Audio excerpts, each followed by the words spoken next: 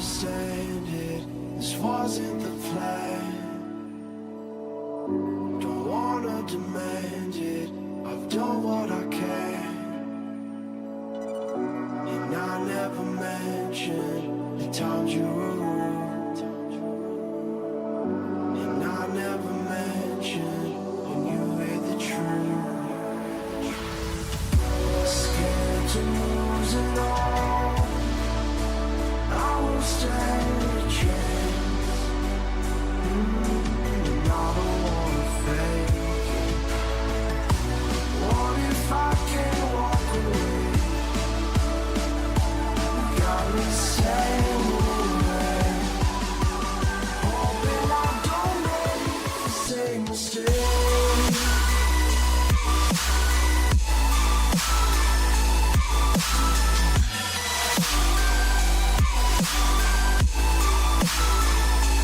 Same mistake.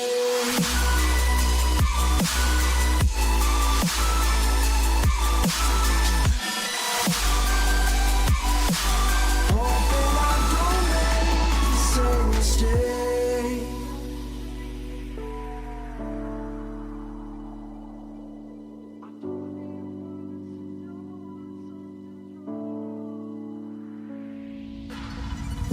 I don't like to leave things unresolved. Maybe it's madness.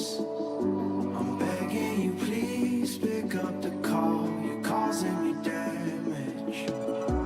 I should've known, wasn't your fault. Don't even matter. I wasn't thinking clear, trying to take it there. Scared to lose it all. I won't stand a chance. And I don't wanna fake it. What if I can't walk away? You got me standing in the rain. Hoping I don't make the same mistake.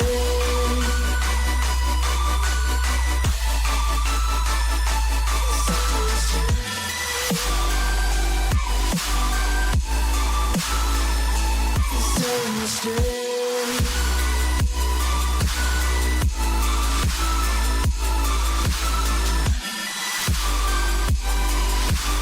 Hoping I don't make the same mistake.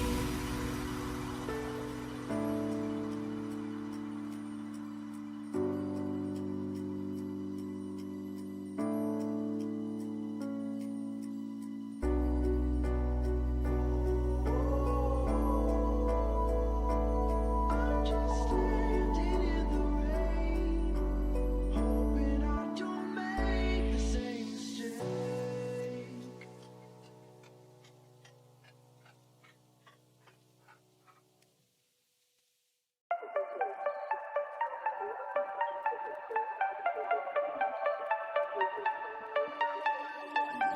Hand out, she holds. It's feeling like we've been here before. We're both so broke. That's something that'll keep us afloat. Don't walk too slow. We can't keep falling deeper again. Came too close and the taste so far from pure. A rush of blood, but we search for so much more. We've all been here before.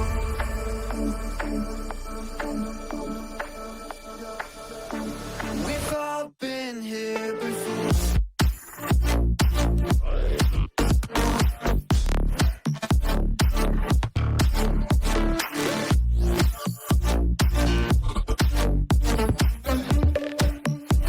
We've all been here before.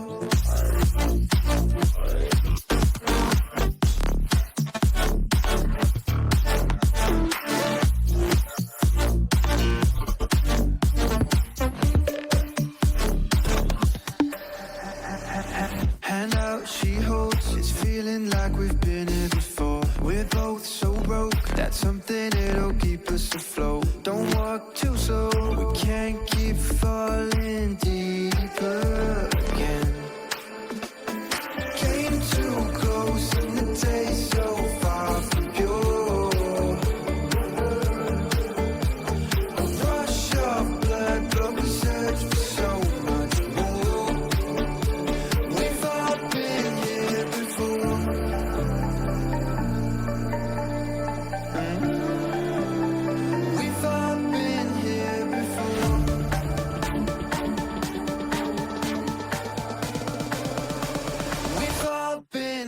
here before.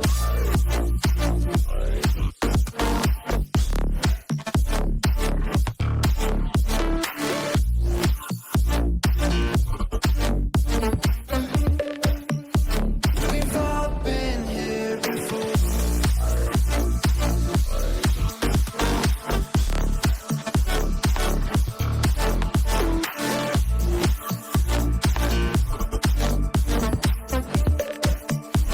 We've all been here before.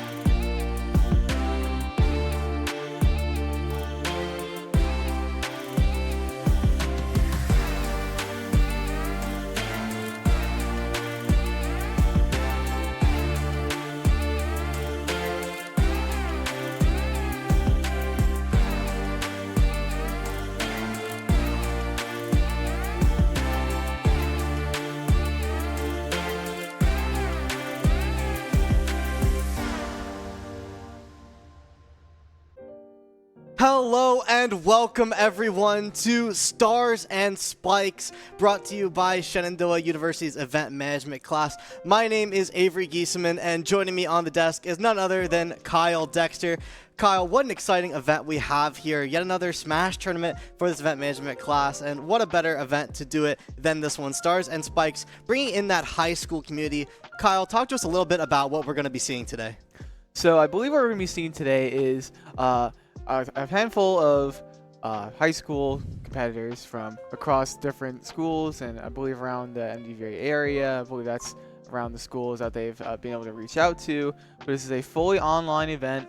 I believe, correct me if I'm wrong, the top 8 of this event get to go on to a higher bracket for the chance to win a potential prize.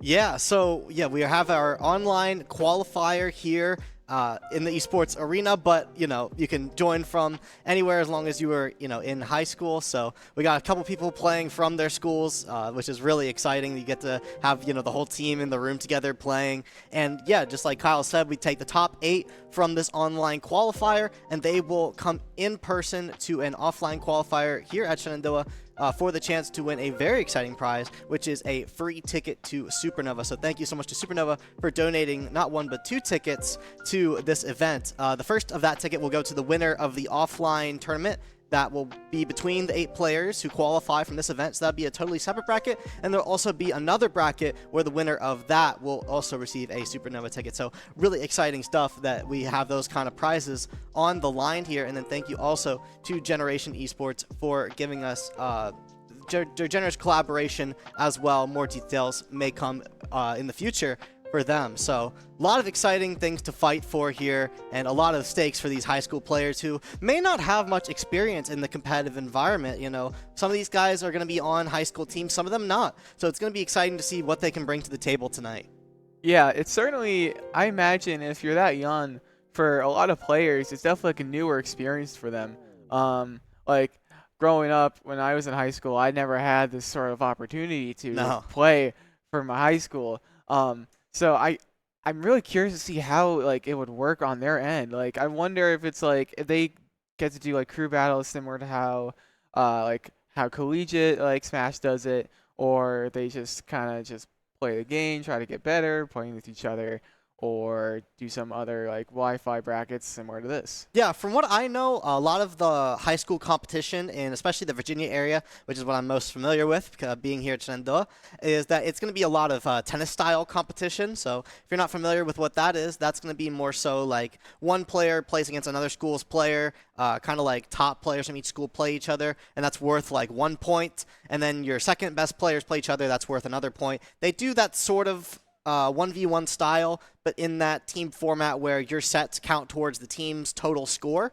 So it's a little bit different than what you see in collegiate, which is often going to be those crew battles that Kyle and I compete in, where you all play as kind of one big group, and it's a bit different of a format. So these guys should be at least decently used to this kind of competitive format where you play a traditional 1v1, and this is going to be a traditional set format, so similar to tennis format, except you don't have teammates. If you win the set, you will advance on into the next stage of the double elimination bracket. And because the bracket is structured in the way that it is, you really don't have to win many matches to make that top 8 qualifier, but we will still be playing out that top 8 as well for seeding purposes at the offline event. That's true, and I think some quick to note here that I don't believe you brought up yet is I believe up until top 3 is still going to be best of 3, but once top 3 hits, losers finals, winners finals, and grand finals, that will all be best of 5. So it's certainly going to be a great time here. Yeah, a lot of Smash to be played. These guys, stepping up to the sticks to get to play one of their favorite games at this kind of level is so exciting with these kind of prizes.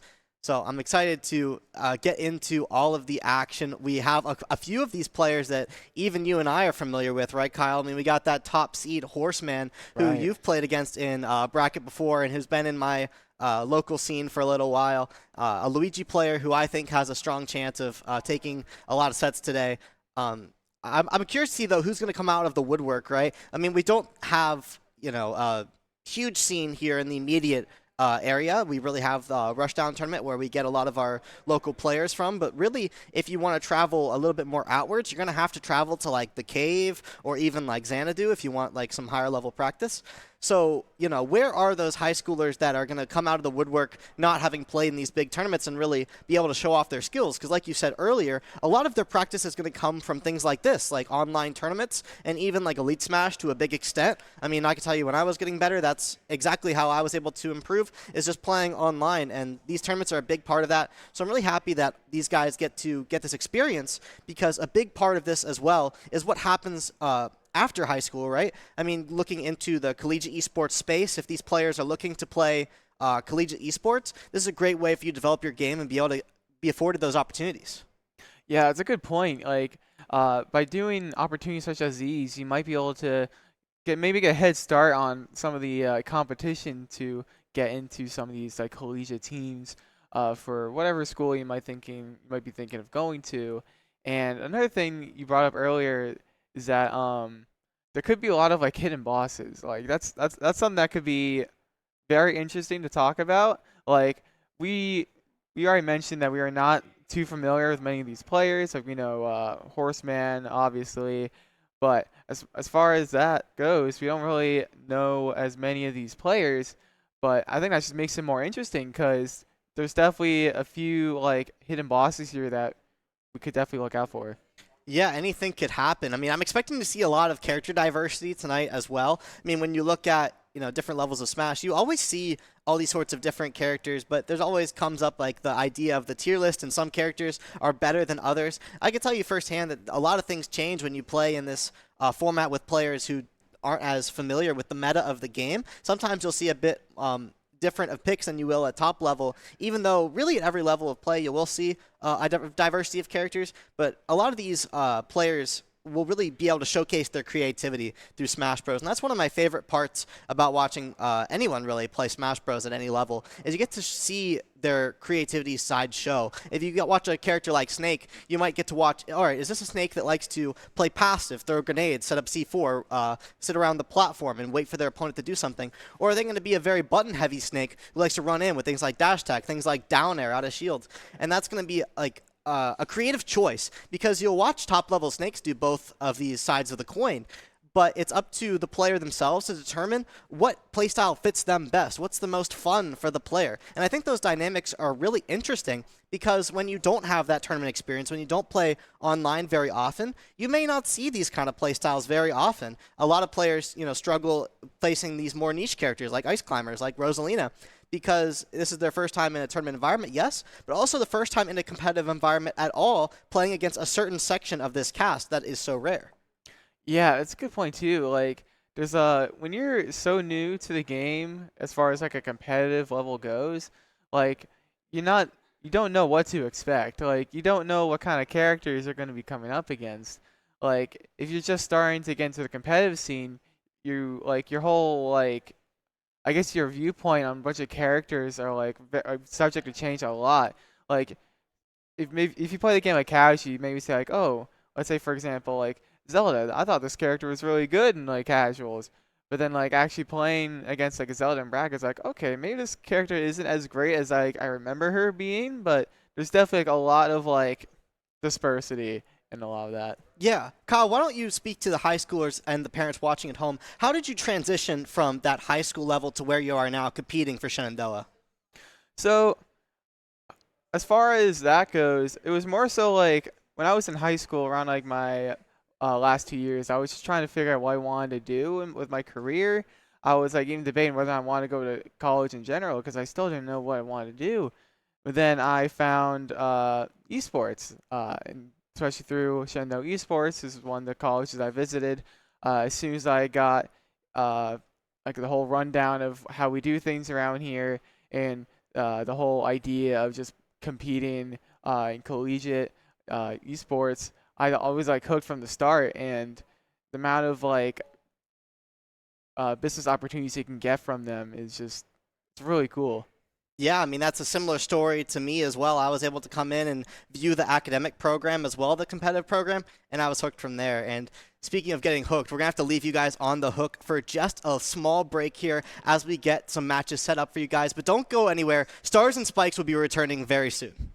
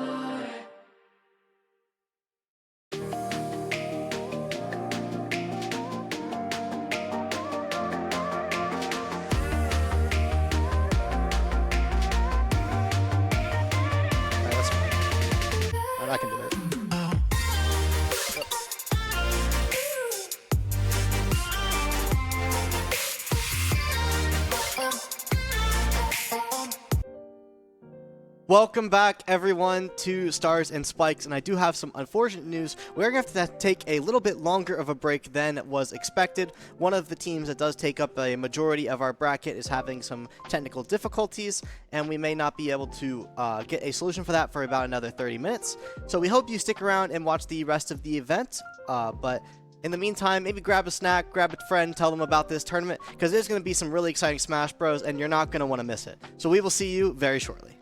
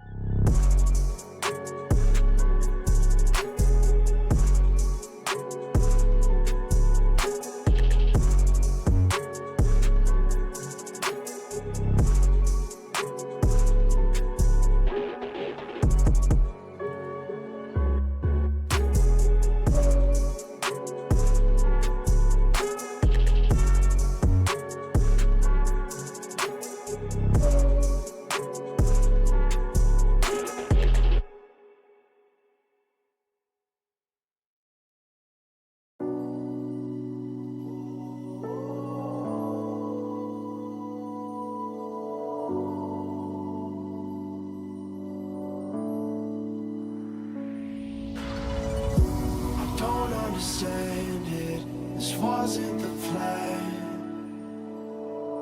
Don't wanna demand it, I've done what I can. And I never mentioned the times you were rude. And I never mentioned when you hid the truth. Scared to lose it all, I won't stand a chance. And I don't wanna fake it. What if I can't walk away? Got me saying away, hoping I don't make the same mistake.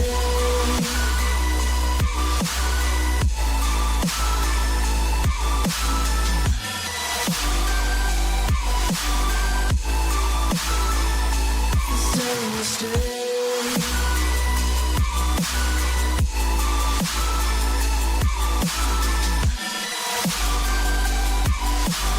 Hoping I don't make the same mistake.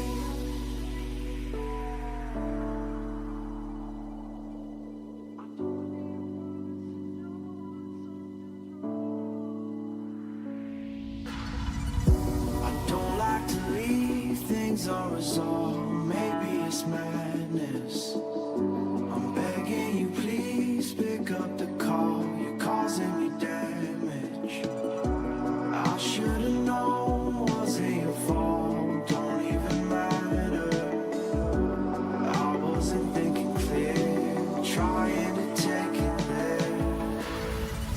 Scared to lose it all, I won't stand a chance. And I don't wanna fake it. What if I can't walk away? You got me standing in the rain, hoping I don't make the same mistake.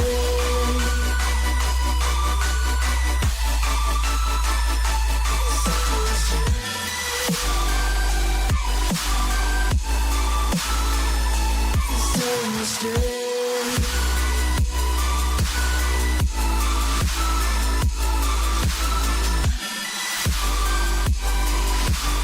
Hoping I don't make the same mistake.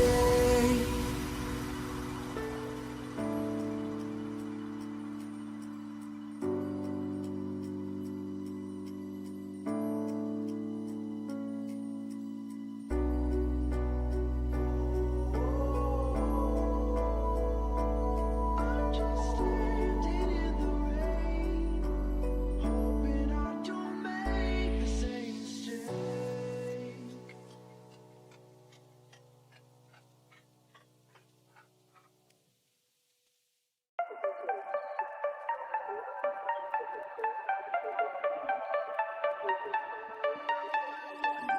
Hand out, she holds. It's feeling like we've been here before. We're both so broke. That's something that'll keep us afloat. Don't walk too slow. We can't keep falling deeper again.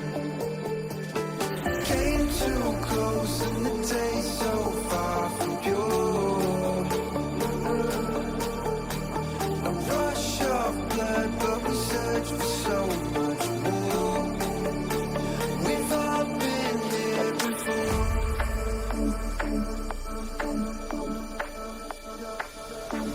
We've all been here before.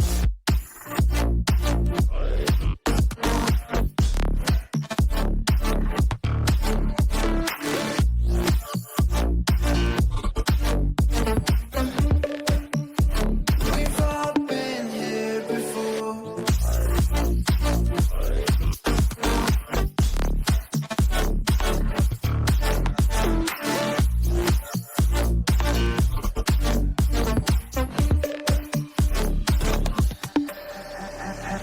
Hand out, she holds. It's feeling like we've been here before. We're both so broke. That's something that'll keep us afloat. Don't walk too slow. We can't keep falling deeper again.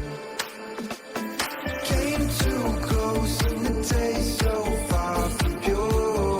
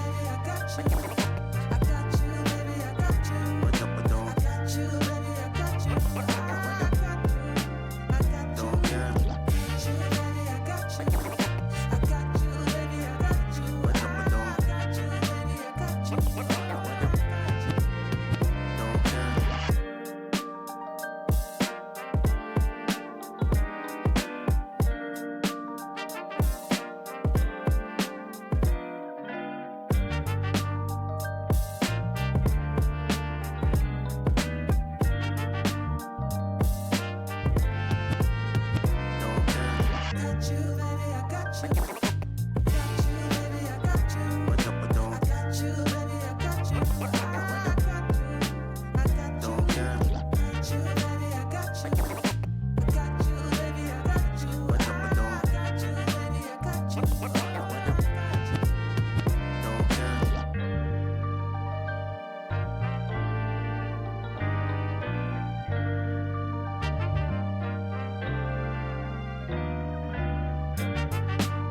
But don't care. But don't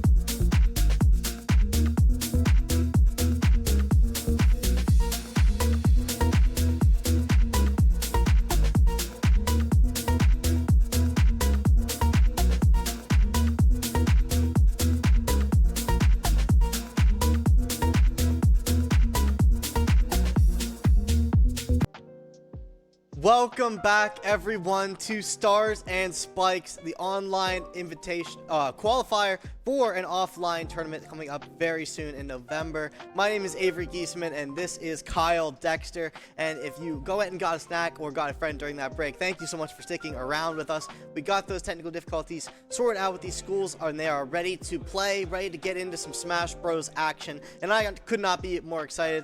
Kyle, it looks like our first matchup is going to be Ike versus Byleth, potentially. I mean, what are you looking forward to in this match, Kyle? Certainly, I was not expecting to see characters like these in a format like this, but I guess we're going to see a lot of neutral because, you know, these characters are a lot slower and, you know, play a lot differently as far as, like, their game plans go. Ike really likes to get those, like, landings in with, like, either, like, forward air or nair, but Byleth likes to play a little bit of, like, that mid-range game, despite how slow he is.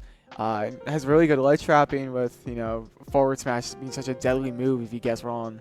Yeah, I mean, both these characters, not exactly known for their speed, right? More so known for their range. So it's going to be exciting to see who can win this range battle between these two high schoolers. You know, who knows how much competitive experience these guys have. You know, we'll see who can take it. And, you know, you really don't have to win that many matches, as I emphasized earlier, in order to get yourself a ticket to come here in person to Shenandoah University and be able to compete for the chance to win a Supernova ticket. So you know, a lot of stakes to be played for. Only top 8 are going to make it to the in-person invitational, and then the winner of all of the high school players will get a ticket, and then we have a ticket for the rest of the players who arrive as well. That'll be a separate bracket. So a lot of exciting prizes in that. Thank you to Supernova for their donation of 2 tickets, as well as Generation Esports for their collaboration with this event as well. Let's get into the action, Kyle. I mean, Super Smash Bros. Starting very soon. I cannot wait, Avery. After some minor inconveniences, it's definitely a pleasure to finally be able to get on the desk and just watch some good Smash. Yeah, so we got through our button test there, so both players should be ready to go. They're just going through that stage ban process right now. So, you know, Kyle, you're familiar with competitive Smash Bros. Talk to us a little bit about how stages work in this game, the field that the players play on. They're going through a process right now where they pick and ban. How does that all work? So each stage has their own sort of layout. You know, let's say like a lot of people would say Battlefield, where it has, you know, a flat stage, it has 3 platforms, kind of more of like a 2 on the 2 by the ground and 1 in between, like up top. And you just also Final Destination as another example, just no platforms, just some flat ground, just for more, I guess, like more like approaching fights, more like aggression. But each of these stages have their own layout and their own sort of blast zones. Like some stages are bigger than others. Like a small stage like Smashville is a lot smaller than a town like Kalos Pokemon League, which is a much bigger stage, allowing for a lot of stocks to be like usually last longer than stages like Smashville. But depending on the stage list, there is a banning process, and usually how that goes is it is a 1-2-1 sort of banning process. And what that means is usually in a format like that, there'll be 5 starters. These are range from like Battlefield, Smashville, Pokemon Stadium 2, stations like that. And the 2 players get to decide who bans first, either through Gentlemen or a rock, paper, scissors. And whoever gets to ban first bans 1 stage. That means they can't play that stage for game 1. And then the second person bans 2 stages out of the 4 stages that are left. And then it goes back to the first person to ban a 4th stage. And whatever stage isn't banned is the stage they play on for game 1. Yeah, great explanation there, Kyle. Like he said, I mean, one of the biggest things we're going to be looking at is like those blast zone sizes, right? I mean, how far do you have to hit your opponent in order for them to lose their stock? And that's the name of the game in Smash Bros. You have 3 stocks or lives, and your opponent has 3 as well.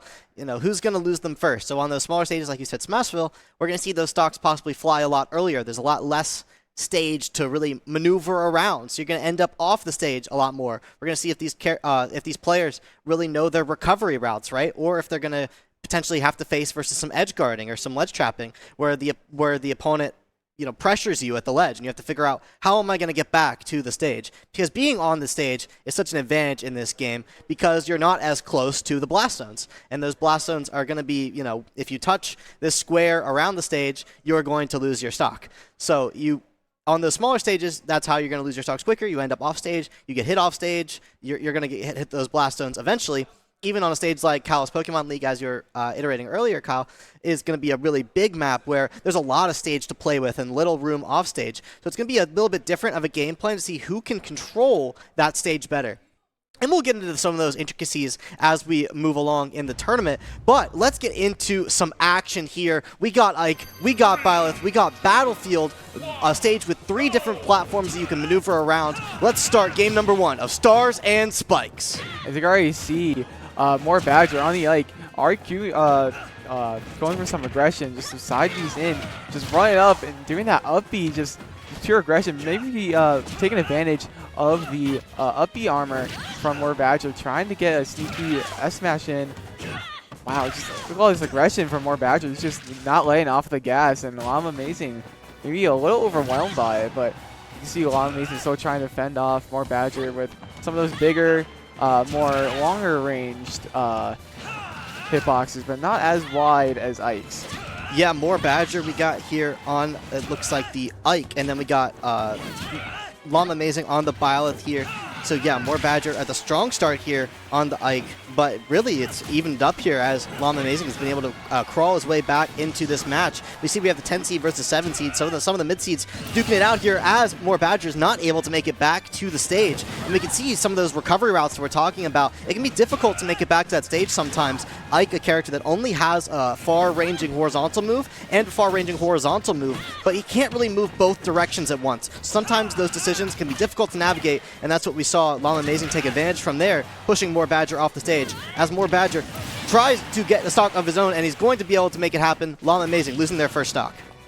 Right, you can see Llama Amazing being a little bit more used to more Badger's aggressive playstyle, opting to play a little bit more of like a keep away game, trying to do some like dash back or roll aways, try to catch more Badger overextending either with the instantly no charge side Bs or those just up Bs, try to get out of a disadvantage with the armor.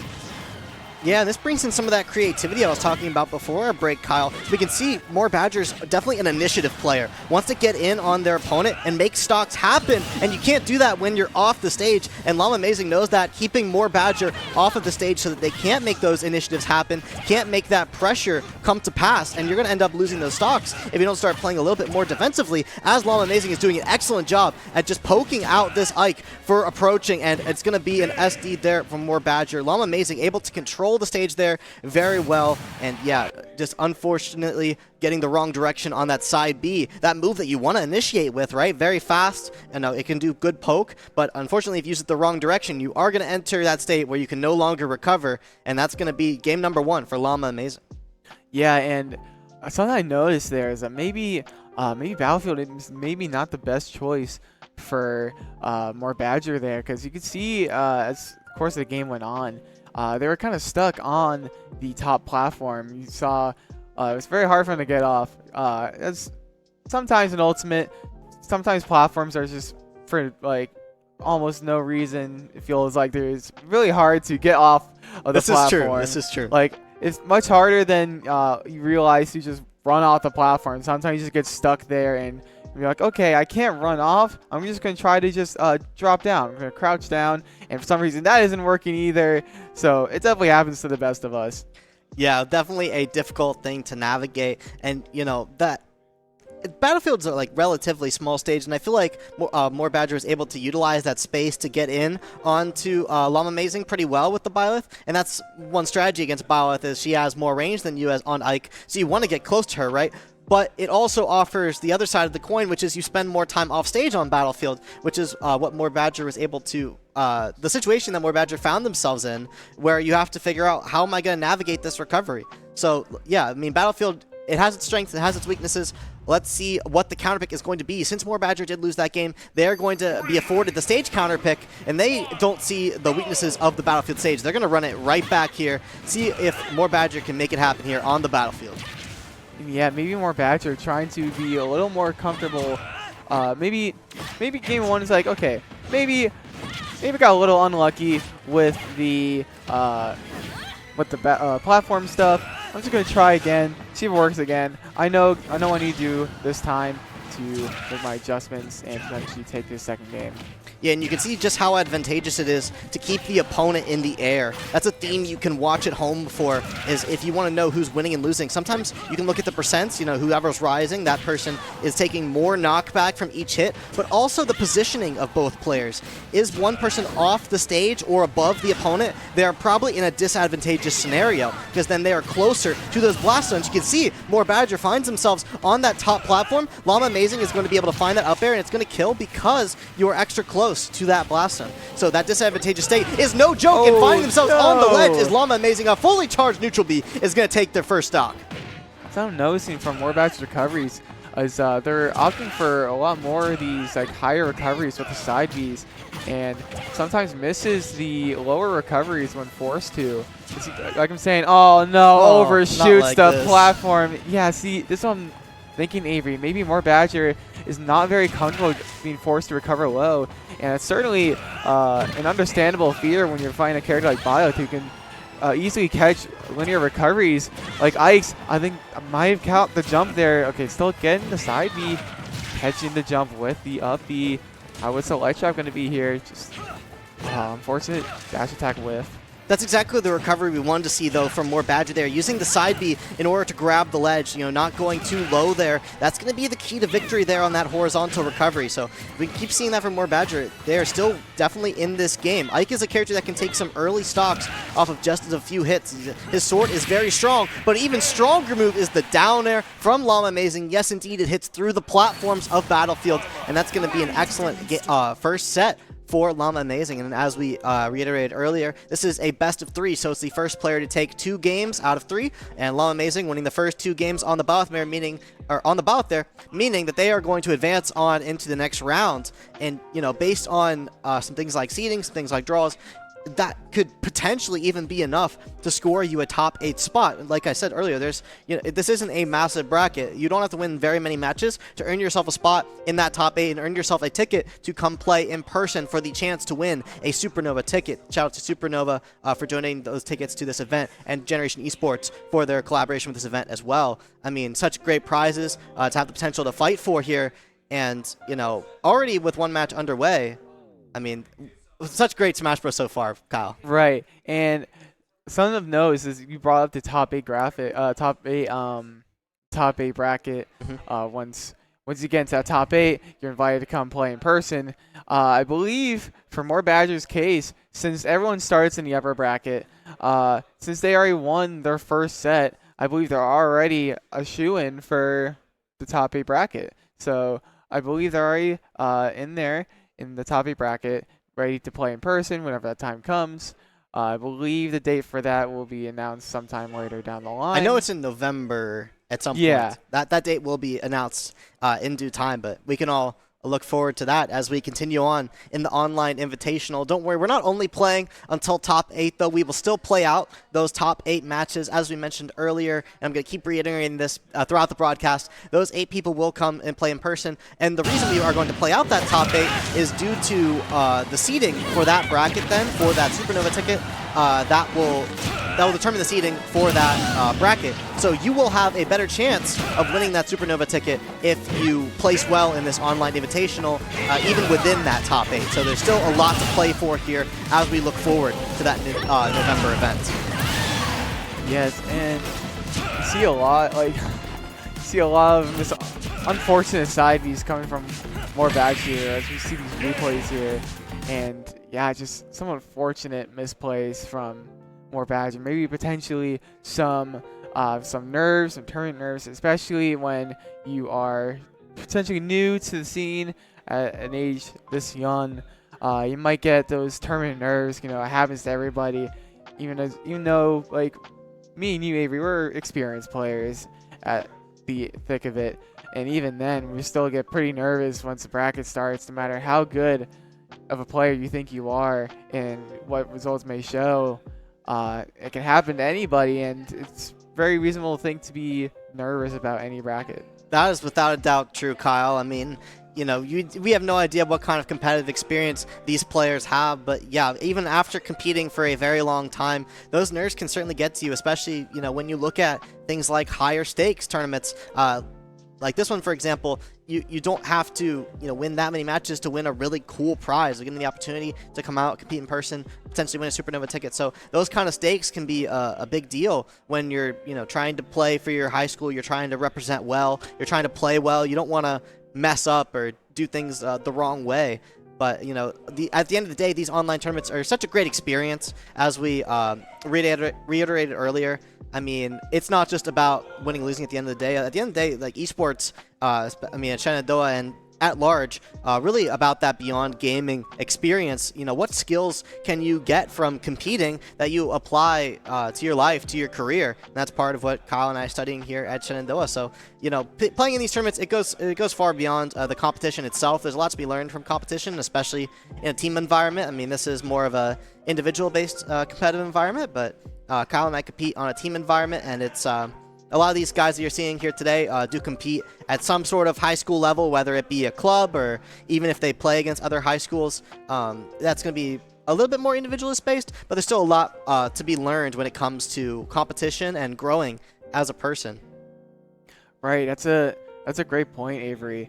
Like again, these players are so young. There's so much more room for growth, and especially with like starting early in high school compared to like us, where for like competing in a, I guess, a more team setting, we started in college, but you know, we were a bit more independent when we were in high school and so on.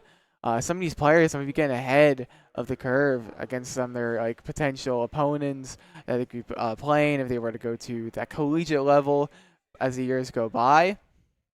But again, like, these players have so much room for growth, have so much more room for improvement in their gameplay, and just get a feeling of how esports works in general. Yeah, that's a great point. I mean, this industry is so difficult to wrap your head around because it's always like changing so much. But at the end of the day, I mean, there's a big business to be learned in this industry. I mean, there's a lot of people that want to play competitive video games. So a lot of people are wondering, all right, how do I get into that space, both on a competitive level, but also from a career point of view? You know, do things like this where it's like casting, or whether you work on event management like our Stars and Spikes team, who put on these events where these people are able to come out and compete for the first time. So there's a lot of opportunities in esports that these guys, you know, as they compete, they're only just like dipping their toe into the world that it can be. Competing in college, potential career opportunities, and a lot of growth can come from just playing something as simple as Smash Bros. Online. It can really be a learning experience. Right, and something that we should definitely bring up is just how much like hard work our Stars and Spikes team is going into it. That's true. Technically, we're not like a part of the team. They reached out to us to go help them cast for their event, and we graciously said yes. We both love to have the opportunity to cast more Smash, and we definitely like helping out our peers in our esports program. And it can't be understated how much work they're putting in back there to make sure this event goes as smoothly as possible, despite as how many like minor inconveniences that come across our way, even if it's like nobody's fault. Yeah, and let's talk about a little bit more of that development between, you know, going from high school to collegiate esports, because I've been able to witness this firsthand myself as we're building a new team here at Shenandoah. I mean, I've been a part of the varsity team here for 3 years now, but one thing that is just now implemented this semester is the introduction of our academy team here at Shenandoah, which features many players who have never competed before. So that's been a really great growth opportunity for these players. I mean, they're able to experience the esport of Smash Bros, as we went over earlier, but also, you know, get those skills of knowing how to manage a schedule. Juggling esports on top of your class schedule is a really big deal. I mean, at the varsity level, at the academy level, and you know, these guys are experiencing that for the first time, making sure you're filling out your grade reports on time, and making sure you're eligible to play. I mean, it's a real league. I mean, there are rules you have to abide by. You have to make sure that you're able to communicate with team officials and with referees and the other team in general. That can be a communication path as well that you have to learn how to adapt to. And you know, sometimes it's hard to do that. And developing that academy team program has been one of my favorite management experiences here at Shenandoah. And with that being said, let's take one more short break as we work out a few more technical difficulties. But thank you guys for your patience. Don't go anywhere, because more Smash Bros. From Stars and Spikes is returning very soon.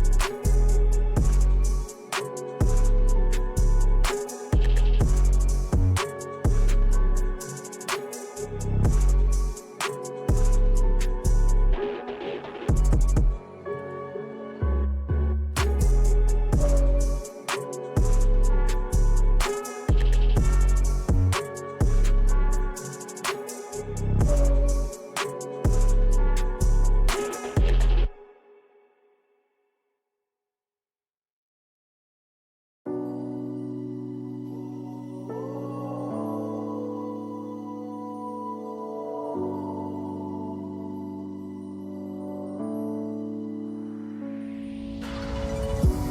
don't understand it, this wasn't the plan. Don't wanna demand it, I've done what I can. And I never mentioned the times you were rude. And I never mentioned when you hear the truth. Scared to lose it all, I won't stand a chance. And I don't wanna fake it. What if I can't walk away? Got me saying away, hoping I don't make the same mistake.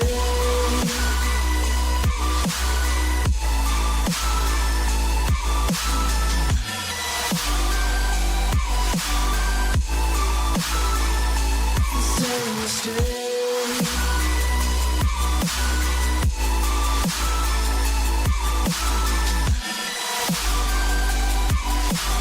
Hoping I don't make the same mistake.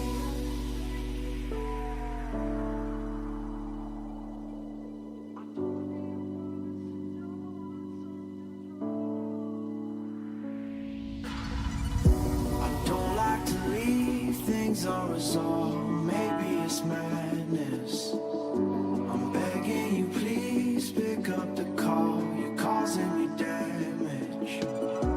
I should've known wasn't your fault. Don't even matter.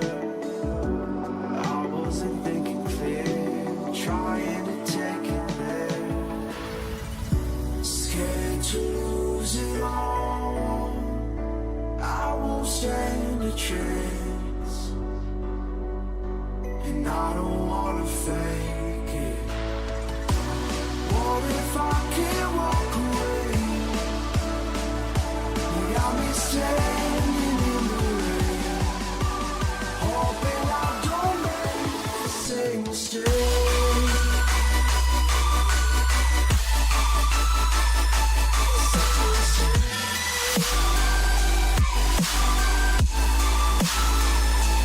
Same mistake.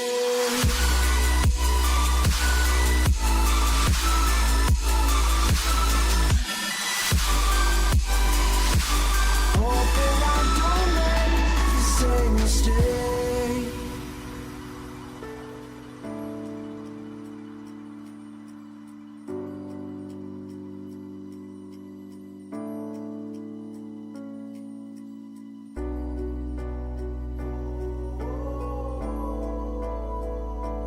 I'm just standing in the rain, hoping I don't make the same mistake.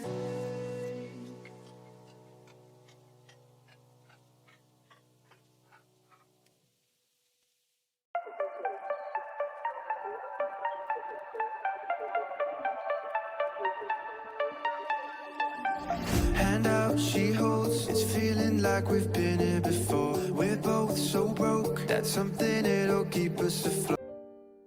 Welcome back, everyone, and thank you again for your patience. Stars and Spikes returns, and we have another match for you guys. It's going to be Horseman, the 1 seed, versus Crusader on the King K rule. We got Horseman on the Luigi. As you can look at our bracket here that we're going to have on screen in a second, we're at the top portion of this bracket. This is still the upper bracket, so no one here has fallen down to the lower bracket just yet. You have to lose twice in order to be out of the tournament.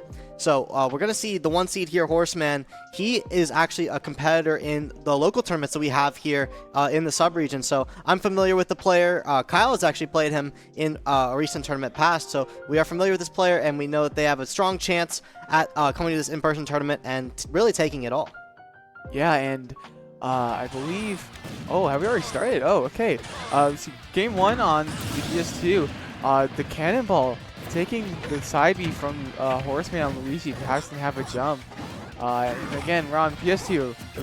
A lot of people say this is the most neutral stage in the game. It is somewhat big, but the stage layout would suggests that it's pretty neutral. The platforms are pretty far from each other, and the blast zones are still somewhat big, but not like too much for like not like a specific set of characters benefit like the most from it. But there definitely are some characters that do.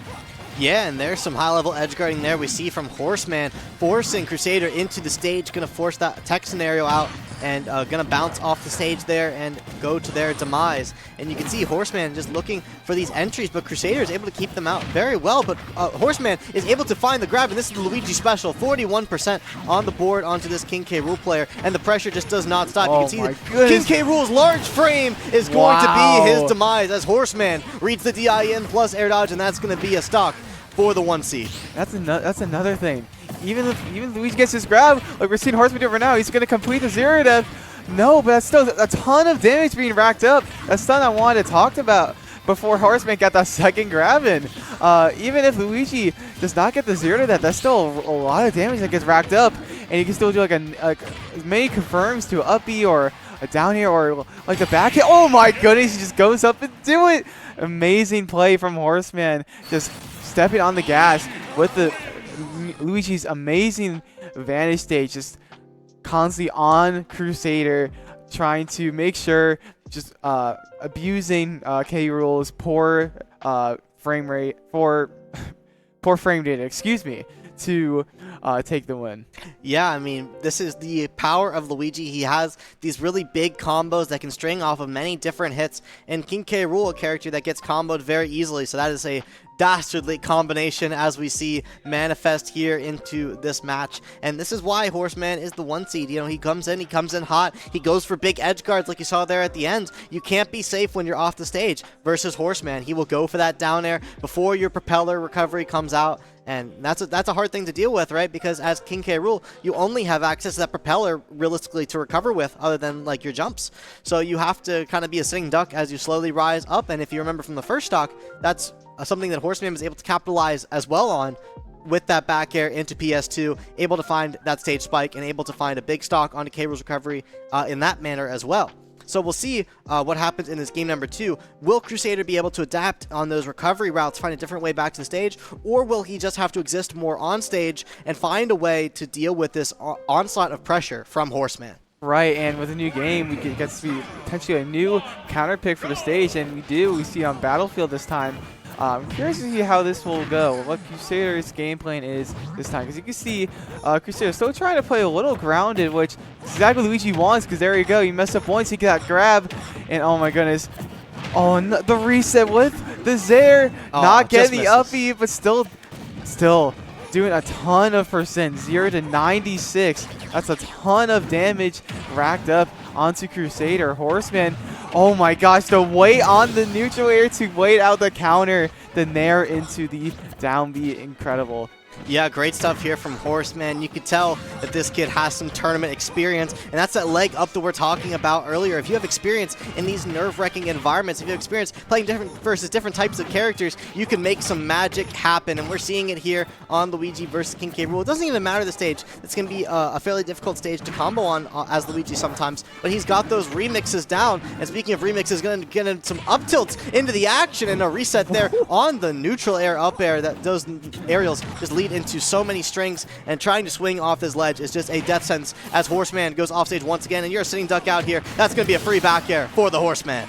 I love Horseman's advantage state here. Just using those back hit up there is so incredible. It's such an amazing move from Luigi. A little bit of an undiscovered move for a while, but only recently I see Luigi players start using it, and none of them wanted to bring up. It's just taking advantage of those panic air dodges from Crusader, getting that another grab in. Oh my goodness. Great reset. Yeah, like, that's another thing I'm noticing too. Horseman likes getting these resets to try to push the advantage, maybe not overextend, so trying to like end a potential like strain early to potentially get another reset and get another opportunity to get in. Oh my goodness, waiting out the trying to go for the misfire, not getting the counter, but still living. Yeah, Horseman with the DI on point, gonna live that big King K. Rool counter. And although Max Rage is on the Crocodile, you have to take 3 whole stocks in order to take this set. And there's not another game after this, and the up smash is going to do it. Horseman gonna clean that one up nice and clean, as I said already. And yeah, Horseman, you know, bringing out the combo game, bringing out the advanced state, and, you know, a lot of these combos that Luigi does bring to the table, once he gets you to 90, from that point, you know, Horseman wasn't just going for the up Bs when he knew that they weren't going to hit, right? Some of these heavy characters, they don't get hit by the traditional 0 to death that Luigi goes for. Sometimes you have to go for a bit more of these remix combos, as we call them, where you have to find a bit different of strings to deal the maximum amount of damage possible if you can't quite get that true 0 to death combo that Luigi is known so well for. So knowing the different combo routes on the different weight characters is going to be one of those things that online tournaments like this is going to give you experience in executing. And you can see Horseman obviously has a lot of experience in that category, waiting out a lot of these defensive options from King K. Rool when they need to happen. He's waiting out a lot of these recovery routes from King K. Rool so that he can exploit them properly. And that's just clean Smash Bros from Horseman. Right, and you see Horseman's amazing advantage state. Maybe a lot more like reset based, trying to read those like panic air dodges from Crusader. And just, even if he couldn't get the full-on 0 deaths, even with the remix attempts, still racking up a ton of damage just to rack up more resets. I love the back hit, the up airs. That was really beautiful, That is not easy. Horseman instant turning around there to get the backwards hitbox of the up air instead of the forwards hitbox. That is why he was able to extend that combo. That's clean stuff. Truly beautiful. I love waiting out the counters. Crusader, you can tell they were a little scared of just Luigi's advantage state. Sometimes if you have a counter, sometimes it can teach bad habits. You know, if you're getting like comboed, you're constantly disadvantaged. Sometimes you might panic and try to rip it in like a desperate attempt to get your opponent off of you, try to give you another chance to fight back. And just Horseman just taking advantage of that, knowing exactly what's going to happen. He's probably been in that situation before, either in bracket or just practicing the game and just waiting and stalling with the neutral air into the down B. Yeah, I mean, it's a difficult game to play when you're in the disadvantaged state. So when you're in the air at the ledge, you have to determine what is my best option to get back to neutral, back where we both have the same advantage state, the same level of opportunity to hit one another. And when you're in the air, that is not a neutral state. That is a disadvantageous state. How are you going to get out of there? You can swing. You can do something like attack, which K. Rool does very well. He has that belly armor on his neutral air, which allows him to sometimes swing through some of those attacks. You can counter, which is a move that if you hit the belly of King K. Rool during the counter, he will hit you back. So there's that option as well. And then there's the defensive option, which is air dodge, which is also a very dangerous option to choose. As we saw earlier in that set, sometimes Horseman scouting out that defensive option, waiting it out, and then going for the Cyclone after the air dodge is over, going for the Cyclone after the counter is over. Those are high-level mechanics that you're not going to delve into this game unless you have some experience in it. So knowing what options to choose at disadvantage is going to be really important as these players develop their game,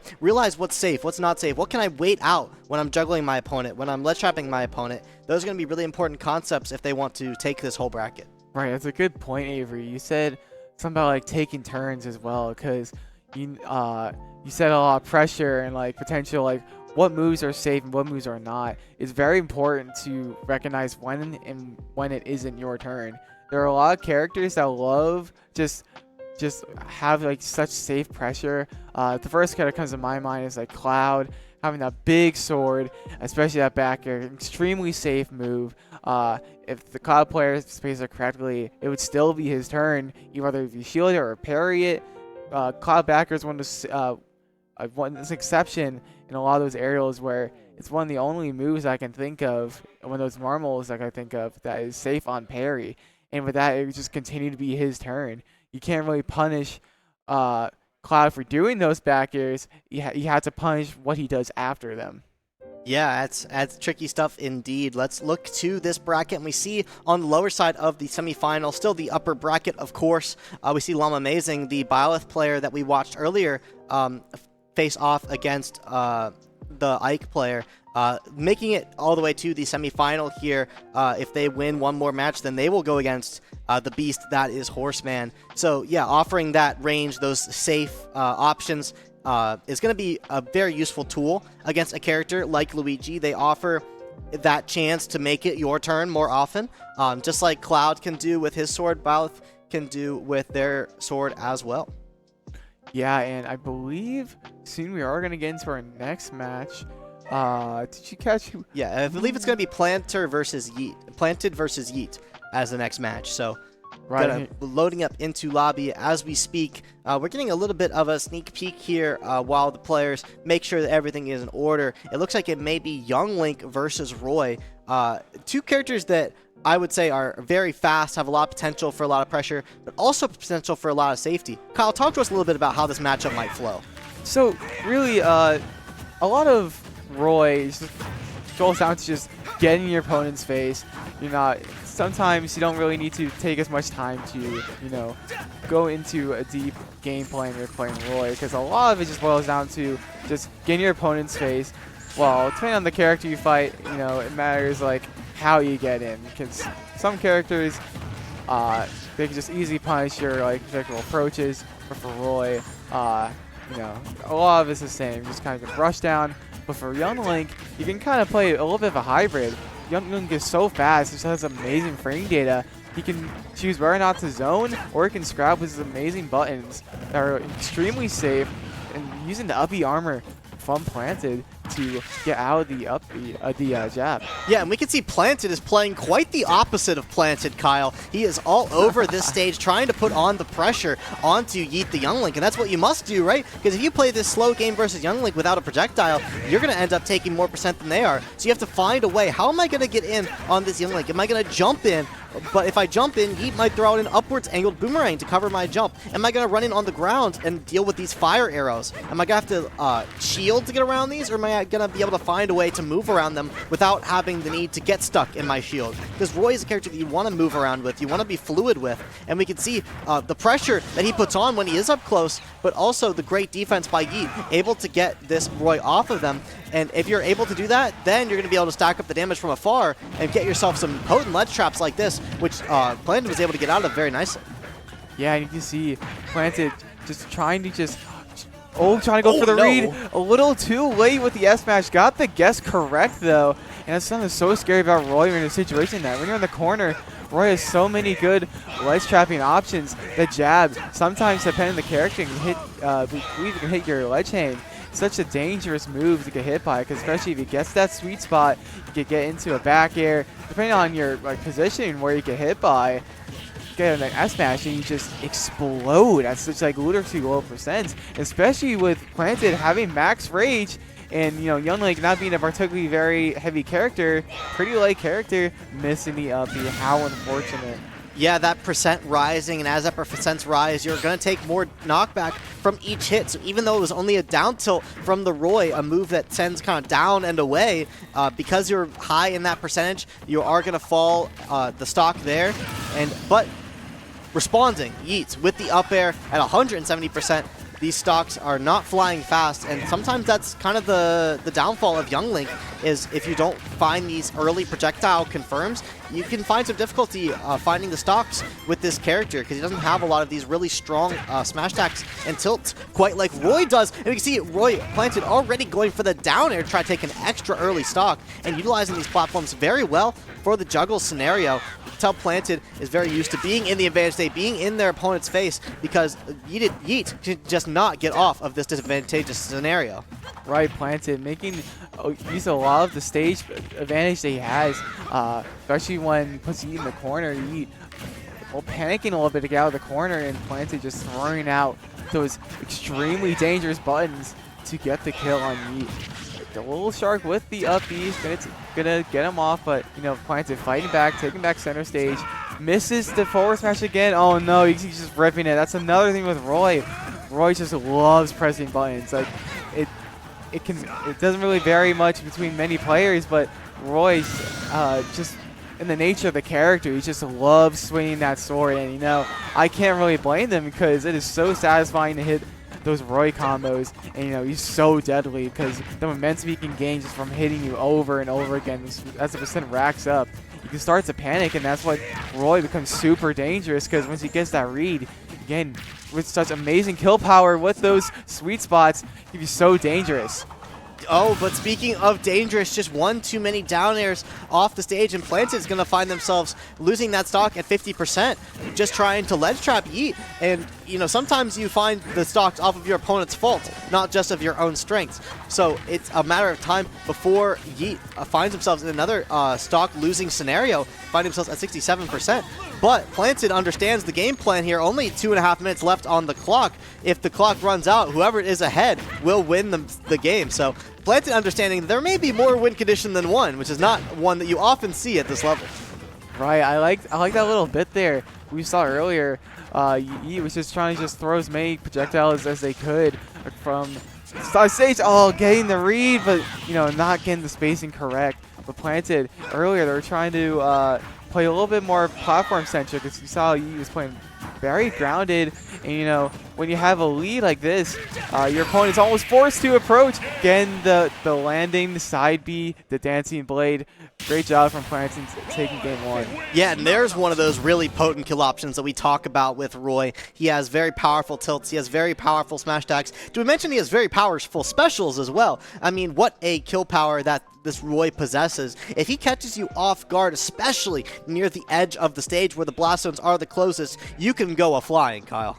Yes, Avery, that character, so fast, so deadly. Just when he gets in the right hands, that character, when you know when you're like emitting that fear onto your opponent, you know, like you're gonna roll from ledge right here, and I'm gonna either jab, back air you, or just rip that forward smash, and you could die like 70 depending on what character you are.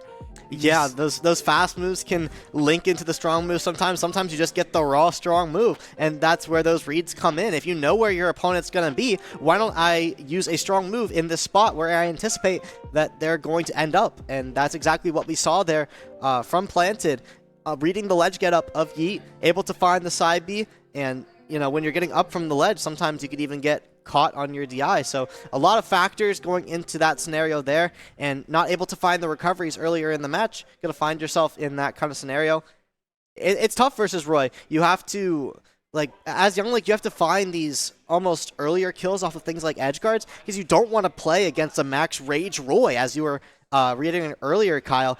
As the percents rise, your attacks even deal like more knockback on top of your opponent's percent, scaling with that as well. That dichotomy is so difficult to navigate, because you want to find these early stocks, but you don't want to give up too loose of pressure. You give up too loose of pressure, you could end up giving your opponent a free hit. Exactly. It's such a scary concept to think about. When you're a character like Young Link, whose kill moves aren't exactly as, apparent, much more linear in ways to get the kill. Maybe like an up smash out of shield, or like a boomerang into a forward air. Despite the character having such amazing buttons, the kill power is pretty linear. It doesn't have as many options as far as how many moves can kill. But so when you're racking up damage versus a character like Roy, who just benefits from rage so much, you have to play that so carefully, because especially with how light Young Link is, you just make like one or two mistakes and that stock is as good as gone. And we saw it, right? I mean, during that match, the average stock percentage loss on Young Link there was, I would say, 80. I mean, a lot of those edge guards, and especially that stock at the end, came out at those more so mid percents, where we can see Roy kill a lot of those spots, but a lot of that's going to be afforded to Rage as well. So, tough game to play. Let's see if Yeet can figure out a way to exploit some of these weaknesses of Roy. For example, being able to edge guard him with things like Young Link Nair. I mean, a great tool to stuff out his up B, or maybe even finding ways to use your small stature, your small frame, to move around the sword of Roy, which can be a difficult game to play as well. But keep in mind, the closer you are to Roy, the more damage he can deal on the closer part of his sword. It's unlike really every other sword character in the game, because you want to be at the tip of his sword, because that's actually where it's the weakest. So Young Link, a character that can move around the stage, can navigate that space. Let's see what exactly this Young Link brings to the table to try to contest Planted, the Roy. Right, and you saw here, going back to Battlefield, a bit more of maybe a comfort pick for both of these players. Planted, look at all of this movement, just so aggressive, just put on all that pressure. Oh no! Not like this. Missing the ledge. Oh man, that had to have been misinput. How unfortunate for Yeet. Planted just feeling so confident, just running back and forth, just running circles around Yeet, just with these just safe and just really oppressive buttons from the Roy, catching Yeet, trying to fight back to get his way back to the stage. Yeah, and finally finding a ledge trap here is Yeet, but that stock loss is going to mean a major deficit. You're going to have to try to make something happen here. If you try to just tip for tat this Roy here, it's going to be difficult to raise the percent enough so you can find a kill move. You have to find something fast. He tried to find that down air at the beginning to try to find a spike, but don't like down air. I mean, you have a lot of end lag on that move, so if you do miss it, you're going to find yourself in a world of trouble, as we saw. But keeping up the ledge trap is Yeet, so still in this game, absolutely. Just got to make sure you keep this Roy in this advantage, keep out of this ledge scenario as much as you can, as Planted just dash dancing around, trying to make it ambiguous where they're going to move next. And that's exactly what they do when they bait out that down air. That's exactly what you want to do if you are Roy or Runglink or just playing Smash Bros. In general. You want to make it look like you're going to be in a certain spot, but really you're covering the option that covers that option, and that's exactly what Planted was able to do there, knowing exactly where Yeet wanted to land and landing with the forward smash he did. Right, and you know, just I can't say it's enough. Planted just feeling so confident, just honestly running circles around Yeet with just these dash dances, and Yeet feeling a little lost in how to deal with this like almost uncontrollable speed that they have to deal with. And with Planted just feeling just maneuvering around all these projectiles, you know, opting to play a little more passive, you know, maybe see what happens if Yeet is forced to approach. Because when you have this lead, the timer will only go down. If you have more stocks at the end of the timer, you win that game. But while that's still a while from now, it doesn't hurt to at least pass the time, gain a little more knowledge of how they would play in this situation when you have the lead. Yeah, Yeet may be eating projectiles, but at some point you do have to close the gap between you and Roy. Otherwise, you're going to give up these free attacks for Roy, but finding the bait there on the up B, it is less lane lag than you may expect, as able to find some gimmicks here on the Young Link up B, and maybe that's your key to victory. Can you find some surprises here for this Roy player that they've never seen before? Maybe that's a tricky way to victory that could at least work for a game here, as another up B is ripped from Yeet, going to force themselves into the corner, but again, not much lag on that move, so going to be able to find a punish on the attempted punish from Planted, as Planted desires to run in once again, is tired of this patient gameplay, understands that that's the game that Yeet wants to play, would rather not keep them comfortable, and I think that that's been working out with them very well, so I'm not surprised to see this at all as the juggle continues and the pressure is on. Wow, just this obnoxious speed almost. For if you're on each side, you think the speed's really obnoxious, and you know, some people may agree with you, because wow, that's just how fast Roy is. And again, what we brought up earlier, Roy's at max rage. How scary of a character this is, considering Young Link's kill options aren't exactly very linear, and just the way of getting those kills, it's almost like telegraphed, because you know, it's either like an up smash on shield, so you have to watch out swing unsafe moves on the shield, or just watch out for boomerang, because you try to go for boomerang into forward air. Yeah, and Planted loves going for these down airs, but it's going to be difficult to intercept that Young Link recovery. Just going a little bit too wide each time, and finding the first stock is Yeet. Going to get caught on that platform, and that Young Link up air is certainly going to seal the deal there at that percent, but this jab might spell trouble. Goes for a big read, but Yeet reacting too late to the down tilt. Going to find themselves going just too low to recover, and Planted is going to move on in the Stars and Spikes bracket, and I believe with that win for Planted also secures them a spot in the offline portion of this event. That's very true, Avery. Planted, another player to make it into the bracket for the in-person event. You know, we do have our winner semis matches all lined up for that, and I believe for losers bracket that is still, you know, up in the air. This still has a little bit of catching up to do, but we'll see how that goes as the tournament progresses. Yeah, I believe if I recall the bracket correctly, it should be Horseman being the one to take on Planted on that top portion of the bracket. So excited to watch that really fast-paced playstyle of this Roy take on another fast, aggressive player such as Horseman. Well, let's look at these replays to see just what Planted accomplished with this fast playstyle. You can see sometimes against these zoner characters, these characters that want to run away, you just have to put on the pressure, make them feel uncomfortable. That's exactly what we saw with this side B, just ambiguous movement from Planted, keeping the pressure on, making YoungLink not be able to react to these recoveries fast enough. If you're under this kind of pressure, you don't want to give up things like air dodge. You want to just swing at disadvantage, like in this replay, but Planted is just scouting that out and able to put on the pressure necessary to take this victory. And yeah, they will find themselves in the winner's semifinal because of it. Wow, yeah, and Planted versus Horseman, that's definitely going to be an entertaining match for sure. Just how the way both these players play. You know, Horseman's still playing a little aggressive, but trying to get more of a reset-based kind of advantage state, like I mentioned before. Will that be true against not K Rule though? Yeah, that's another thing. Roy, he's a very average sized character, like the most normal I guess physique you could think of for a character. Just very average sized human instead of a massive crocodile that is just asking to be hit. Yeah, and if you're going to practice those Luigi combos, Roy might be one of those characters that you faced often in bracket that you would practice against. And I must say, Horseman, a player that has experience versus a local player, Avail, on the Roy, and has shown that he does know how to combo this character. So I do expect Horseman to look very strong in that matchup. But looking at the other side of this bracket, it looks like we're going to have L'Amazing again, who was on the Byleth earlier, face off against a new player that we have not seen the character of yet. So we'll see if that range of Byleth is going to be an advantage in this matchup, or if we're going to see, maybe another smaller character come into play. Is it going to be something that can maneuver around this range of Byleth, or is Byleth going to be able to keep them out, keep them at bay, and just kind of pressure from afar? Yeah, that's something interesting because we haven't seen this new player yet, and L'Amazing doing very good versus their match versus More Badger. Byleth is very mid-ranged oriented character, trying to keep that distance.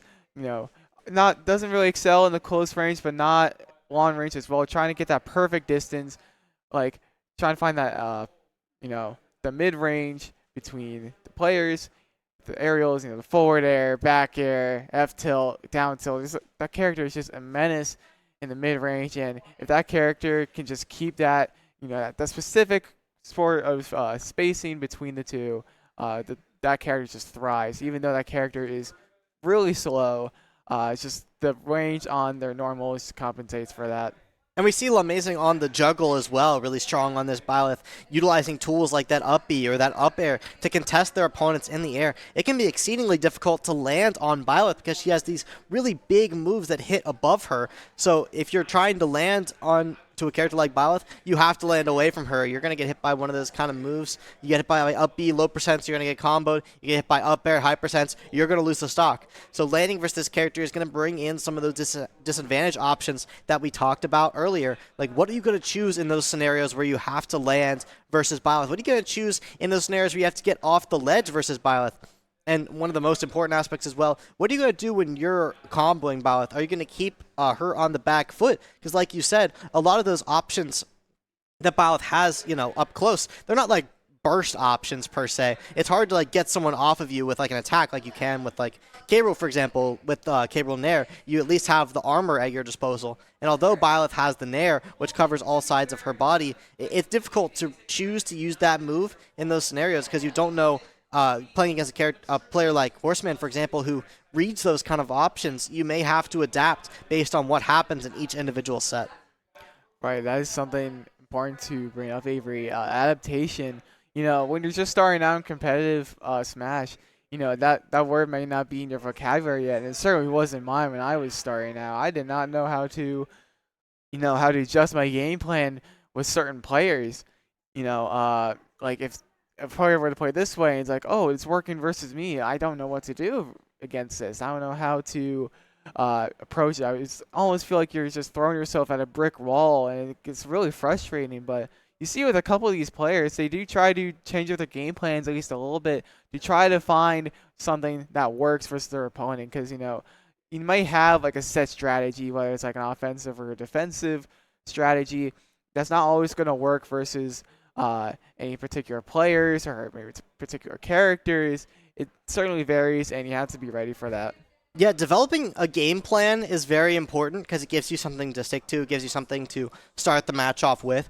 But developing a game plan that you can adapt from and figure out these variances of, very important skill, as we said, I mean, very high level as well. Sometimes the game plan just doesn't lose, and you can continue on with it until you hit that wall where you find those competitors who force you to adapt to a new style, to a new form of your current game plan. And, you know, that's something that they'll learn as they continue to develop in their game, as they continue to practice in things like online tournaments, in-person tournaments, as Horseman does, who I believe will be our next player on screen, taking on Planted the Roy. So excited to watch that matchup. As I reiterated earlier, I mean, it's going to be two very fast characters. Horseman definitely knowing how to edge guard this character, definitely knowing how to combo this character. It's going to be up to Planted to keep that same movement that they had versus the young late player Yeet, because if they can keep that movement, it's going to be hard for Luigi to grab hold of you, right? If you're moving all over the stage, Luigi's grab, it only grabs when he's grounded. So if you're playing a very jump-heavy game, unless you're jumping like right in front of Luigi, he's going to have to commit to more things like aerials, more things like Cyclone, to not just go for these grabs that get him these really big combos. The issue is with Horseman is, though, he also knows these more aerial-based combos that if you're jumping too much, he might catch you in the air. Yeah, and that's something especially to look out for in maybe like a last hit or like a kill percent, because, you know, Luigi has usually most of his moves are like not very threatening in the air if you're at that sort of percent, but back air, that move is like pretty what's the word? Deceivingly strong. Yeah. That move pretty dang strong, and compared to other moves like forward air, where that's more of like a move to like get Luigi like off of you, like to get for you to get off of Luigi, because when you're not percent, that's not gonna go anywhere anyway. You're not gonna be like any real threat. It's just like, okay, I lost the air to air situation versus Luigi. That's fine. Just reset and just keep my composure. That is something very important versus a character like Luigi. You know, it's not the best feeling in the world if you get 0 to death because you got the grabbed once. That's 0. Definitely not the best feeling, and especially with something like Luigi's combo breaker and the Cyclone. You know, frame 1, full-on invincibility. So Luigi can use that as a potential combo breaker. It's definitely important to keep her cool versus characters like that.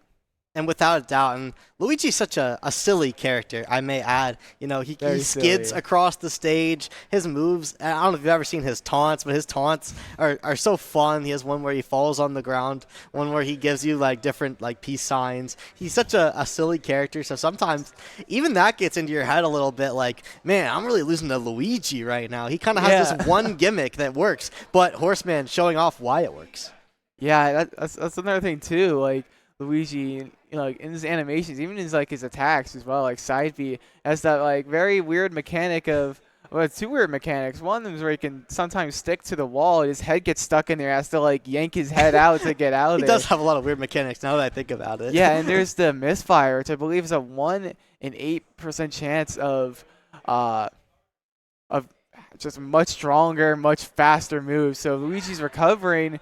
You have to be you're like expecting like a normal side B. You have to be very careful of that because there is that slim chance where he does get that misfire and just ruins your attempt at edge guarding him. Yeah, there's quite literally a chance that as you're edge guarding a very linear recovery like Luigi, that you have essentially a 1 in 8 shot of dying for going for the correct play. And it's a bit of an odd mechanic that's, you know, debated whether or not it's really a you know, fair thing or not, but at the end of the day, Luigi is the character on our screen, and he does have the mechanic. So let's get right into the match here on Kalos. The first time we're seeing a little bit of stage variety here in this tournament. We've gone to a lot of Battlefield thus far. These players really preferring that triple platform setup. But on this kind of stage, you're going to have a lot more space for Luigi to earn his like flat combos on, and that's going to be devastating for Roy. you know, those platform resets not going to be available as easily, but already going for the plunger into down air and thinking that they may have to tech it. Plant goes for the air dodge, and I know that that is a practiced edge guard for Horseman because that plunge in down air, it just works on Roy so well. Right, and maybe with this stage pick, you know, Roy, you know, even if the stage is like massive, might be like one of the biggest stages in the game. Wow, amazing read with the jab. Not gonna get too much off of it though, just the forward air. But even then, Roy is just a very fast character, potentially giving Planted a lot more room to run around and not getting the down throw up B. Good DI. Almost see my mean Avery, even though that was such a big stage, he only died at 50. Yeah, that was insane, Kyle. I'm pretty sure he was at 50, like you said, before that hit. But thankfully, due to the awareness of Horseman, knowing that they had to hold the opposite direction in order to live that scenario just a tad bit longer. And you can see the reward that's going to gain him now. Getting into these rage percentages, now those options from Luigi will kill a lot earlier. And the Cyclone Invincibility coming out, but going to go for the ledge cancel there. Going to mean that Planet is not going to be able to find the punish. And those defensive options on Roy are so strong. And the parry into the up smash, that's going to be a true punish for Horseman onto Planted. That's going to be another stock for them. And at this 0% threshold, what a tricky spot for Planted, because now gonna take the stock off the top, but that rage from Horseman is now alleviated, which means the combo is at its most basic route right now. So if Horseman can find a grab, it could spell disaster for Planted now that this rage is off the table. But he's going to have to find a grab first. And you can see Planted trying to go for more of these jump arounds, trying to make sure that they don't get hit by that one move. But you can see the adaptations already from Horseman covering those defensive options that you don't want to get grabbed. They come out, and these mid-percent combos, these remixes, he's already at 95, and there wasn't even a big grab combo, Kyle. This is what the aerials of Luigi bring to the table, and you try to pressure his shield, you're going to get stuffed out, maybe face a jab block, and there's that karate chop that you were talking about before the match, Kyle. That little hit from Luigi's hand can set Roy out just far enough to where he can no longer recover. Right, and so I want to bring up is like on the subject of adaptability prop earlier, I noticed that, you know, depending on the percentages, Horseman play a lot differently. When Planter is at a lower percent, like lower like 0 to like 40-ish%, he was trying to play a little more like, I guess, conservative of his stocks. So trying to potentially get that grab on the whiff punish, or just get like a mini combo with Luigi's good buttons. But once he got that opening, he's just kind of snowballed. He's just kind of stepped the gas and just almost didn't let go. That's exactly what happened, Kyle. When you find yourself in the corner versus Horseman, expect to be under pressure as you try to recover back to the stage. And on a small stage like Battlefield, I mean, you're just going to be pressured off this stage even more. Thankfully, you do have access to the platforms. That's going to give you an option to not have to face this Luigi player on the ground. And having access to that spot dodge, as well as Planted just showed off, that's going to be a big counter versus grab. That spot dodge beating the option of grab entirely. And although you might not be able to find a direct punish, you're not going to find yourself in the Luigi combo. But already off stage is Planted. The ledge trap has begun, but not able to go off stage is Horseman. And he's just going to continue the pressure on the stage for now. Right, and you know, Horseman getting that grab. Let's see, down throw, down air, not getting the spike. That's okay. The dash back S smash getting the kill at about 90%, I believe. That move is also deceptively strong. That little chop from. He has two chop moves. Yeah. This character loves using his hands to, you know, get those kills with that like edge guard forward air or that F smash. Yeah, this character has a lot of strong moves in this disposed slide. Don't believe we have seen yet one of the strongest moves in this character's kit, which is his up B, right? You hit this character's shield just wrong and you will explode off the top at 50, 60%. So I hope that Planted doesn't find themselves in that scenario too quickly, because you know, they're going to have to try to make this comeback onto a Horseman that just is not faltering. And you can see these mid-percents going into effect, realizing that the 0 to death isn't going to connect. Goes for a little bit of a remix combo there, going to settle for 67%. And now you're already at that up B threshold. You're already at that down throw back air threshold. You found yourself off the stage now. Will Horseman find another karate chop? He finds the frame trap, the karate chop into the jump read down air. And that's a little remix there. In case you don't get hit by the forward air, you have a backup plan. Exactly, you know, Horseman thinking one step ahead. That forward air doesn't really have much end lag. 75 whiff. And there's the stick, like I mentioned before. It's so funny. What a silly character Luigi is. I'm not sure what the odds of that are. I'm not sure if like the speed of the side B or like how long it's charged. I don't know if that that influences the percentage of like him sticking his head to the wall. But that's besides the point. And there's that funny taunt you mentioned before. That funny hand signs. What a goofy character Luigi is. Yeah, Horseman showing off the whole kit of the silliness of Luigi, as we asked for. And finding an entry here with the combo. Not going to find the entire thing there. Going to have to settle for 43%. But got to be careful on this edge guard. I'd be scared of a misfire with all of these wishes coming true on the casting booth. Almost gets the down air into the up B. That would have been a potent combo, but able to find the punish is planted. Going to find themselves another lease on life, but it may be a short one as you're already finding yourself in smash attack death percent, in down throw death percent. I mean, there's so many things that Luigi has access to. Is a jab block going to do it? Going to settle for the forward tilt there. Not going to jump too early to get hit by the cyclone, but is going to wait too long to fall to too low of a recovery. Horseman, a strong two-stock there. Like I said, a player with a lot of experience in the Roy matchup. Definitely knows his way around this character. Definitely knows the way to edge guard. So that's going to be a difficult match to win. I knew that going into it, but the movement from Planted was definitely there, but not able to get this overwhelming pressure that we saw in their last match. I definitely like the idea with the down B from Horseman at the end there, potentially trying to, since it's a multi-hit, potentially trying to clip Planted with their up B or maybe a jump, try to scare them into a buffer directional air dodge like we saw in that game 1 there. I like those different very niche strategies of trying to get that kill versus your opponent through very unconventional means. Yeah, it was almost like a Dr. Mario tornado in that spot. It's like you want to catch your opponent, send them off the side, but with Luigi Cyclone, it sends you up. But like you said, that multi-hit threat, you didn't want to get hit by that just in case it sniped your jump, just in case, you end up in a stage spike scenario. You want to just avoid it altogether. But avoid it altogether you do, and you end up too low. So it's kind of a decision you have to make in the moment. And that's one of those things that you just learn as you play this game, is these little niche interactions that happen with these various characters.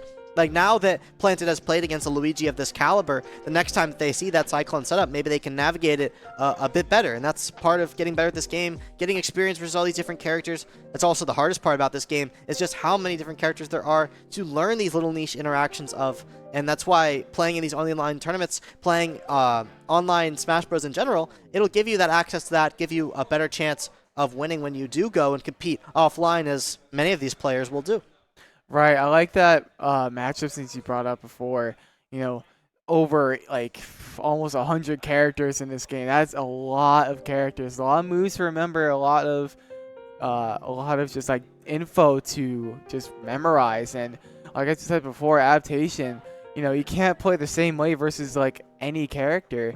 And a quick update about the bracket. We see that our upper semifinals 2 match already played. Amazing beating, I believe how do you pronounce the Ruhar? The Ruhar, 2-1. And now we have our winners finals: Horseman versus Amazing. Luigi versus the Byleth.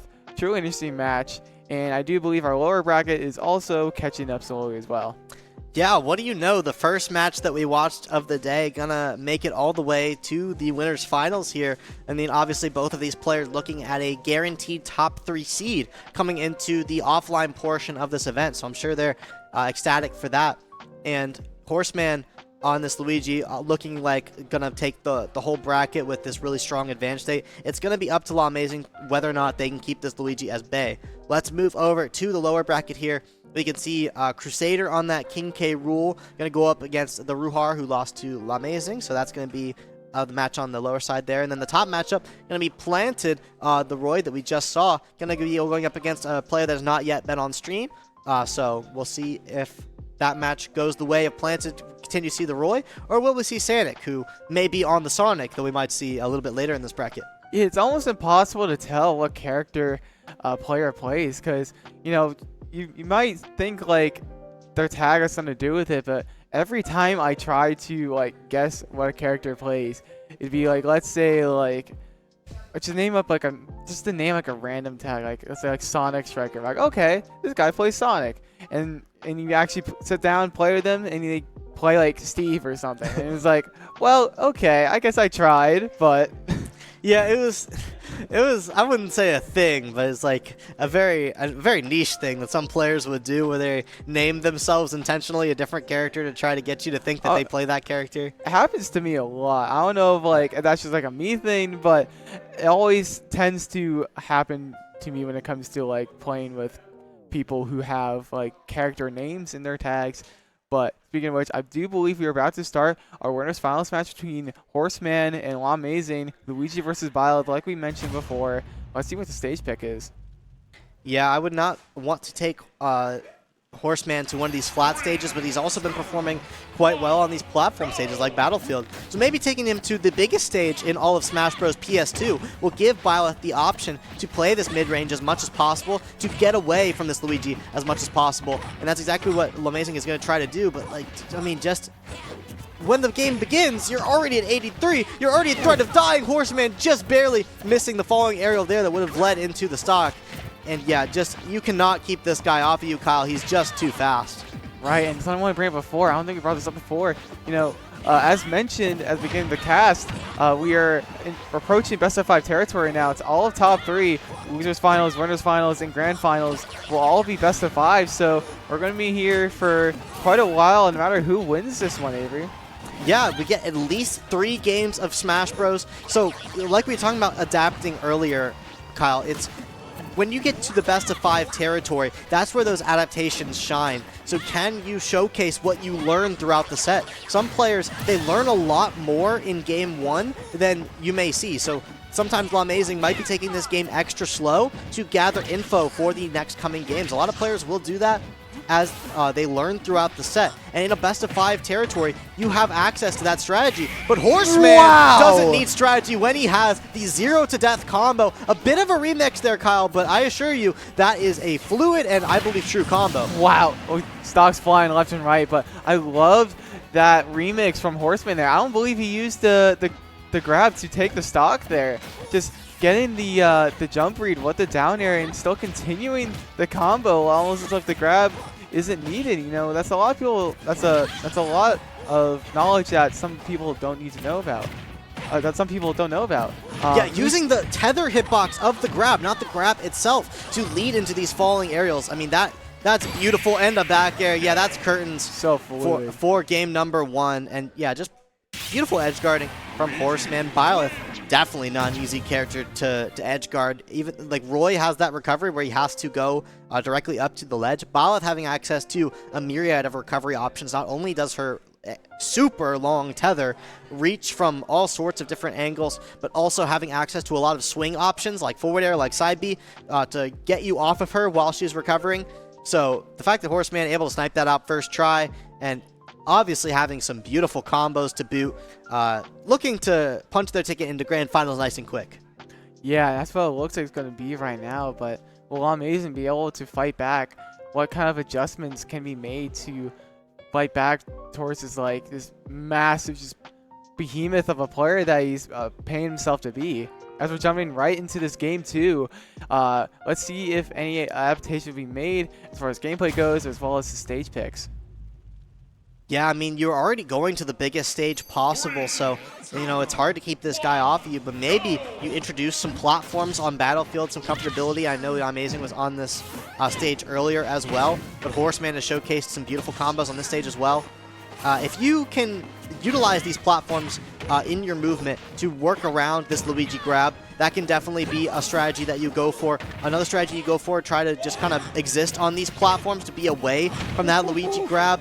But just finding themselves on the ground with Horseman is going to mean you're taking a lot of percent. But Amazing already introducing a much more aggressive offstage game plan, and that's going to be a really great idea because that is definitely one of the weaknesses of Luigi, is he can have a linear recovery at times. So if they can keep on that pressure off the stage, that can be a big deal as Horseman continues the pressure off there as well. Like finding the reads here and there as well. Amazing definitely has a chance of bringing this back because we already see some of those micro adaptations that we were discussing earlier.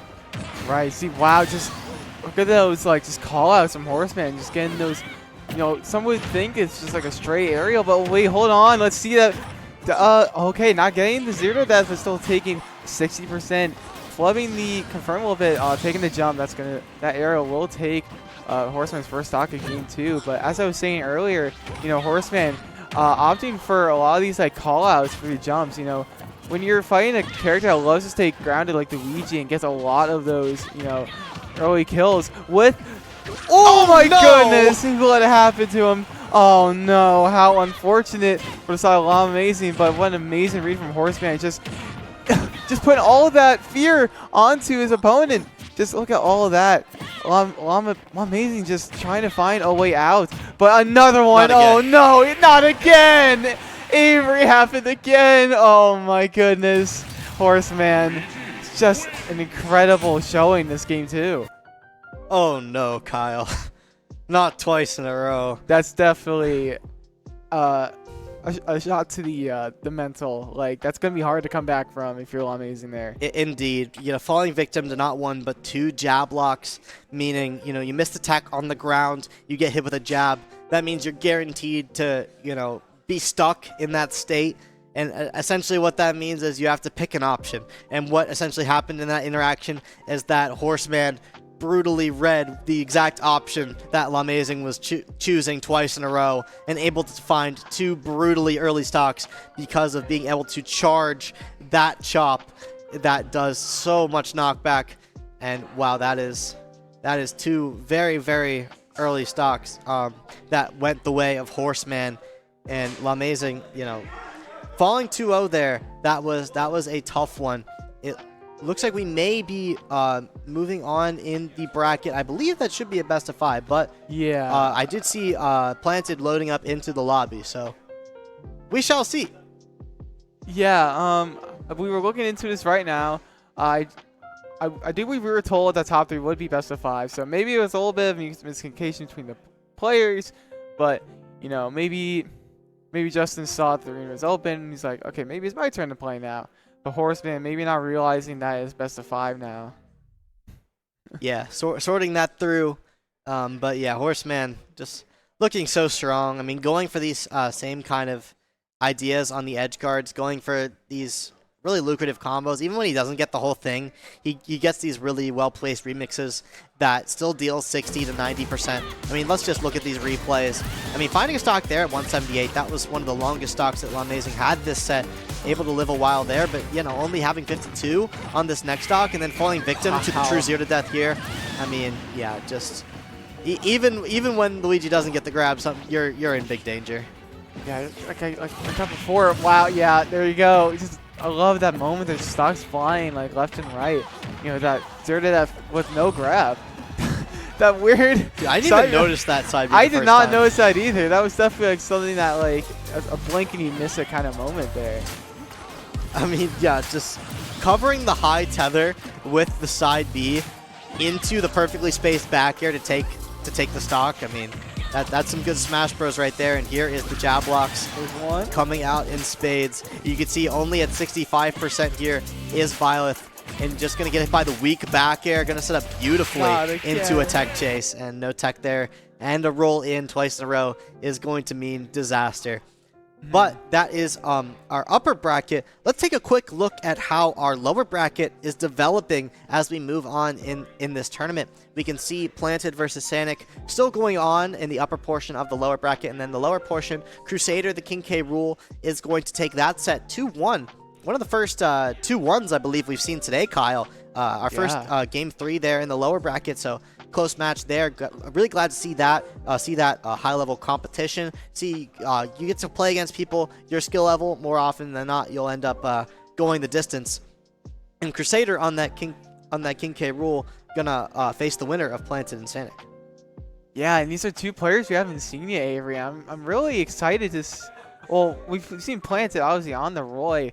And honestly, I completely forgot that it's been just these matches flying by so fast that it completely crossed my mind that he lost to Horseman there. Indeed, being shot back into bracket at the lower end of the bracket this early. Considering just how like the dominance between like Planted and the Young Link.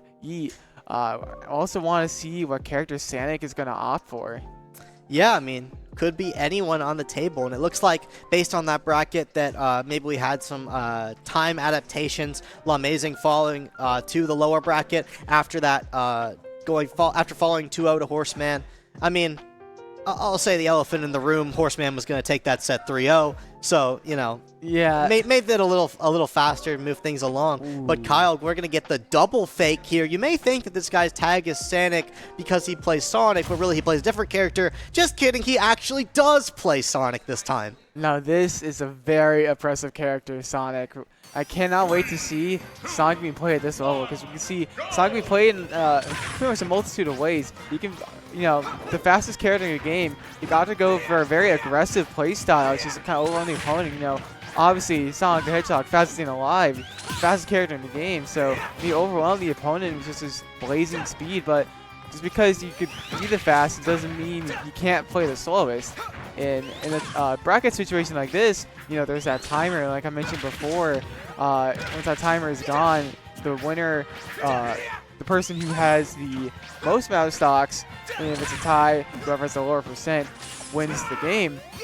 Sonic can opt to play for a much more slower play style, just by kind of running away from your opponent, while when you shoo them away with your anti-air moves or your spin dashes to rack up some more percent. And the homing attack's getting a little extra stale there. The read with the forward air, opting for the Kalos for a bigger stage, maybe for Sonic to get more wiggle room, more room to run around in, and potentially maybe blend in with the stage. Sonic being blue and Kalos having a lot of blue, I think like stained glass, that is. Just, I don't know. Maybe I'm thinking too deep into this. Avery. Oh, I was hoping you'd say that, Kyle. I was going to mention it at the very beginning of the game, but yeah, the extra blue Sonic on the Kalos Pokemon League stage is definitely a nice little touch, and we've definitely found Sonic's favorite move, which is Sonic's homing attack.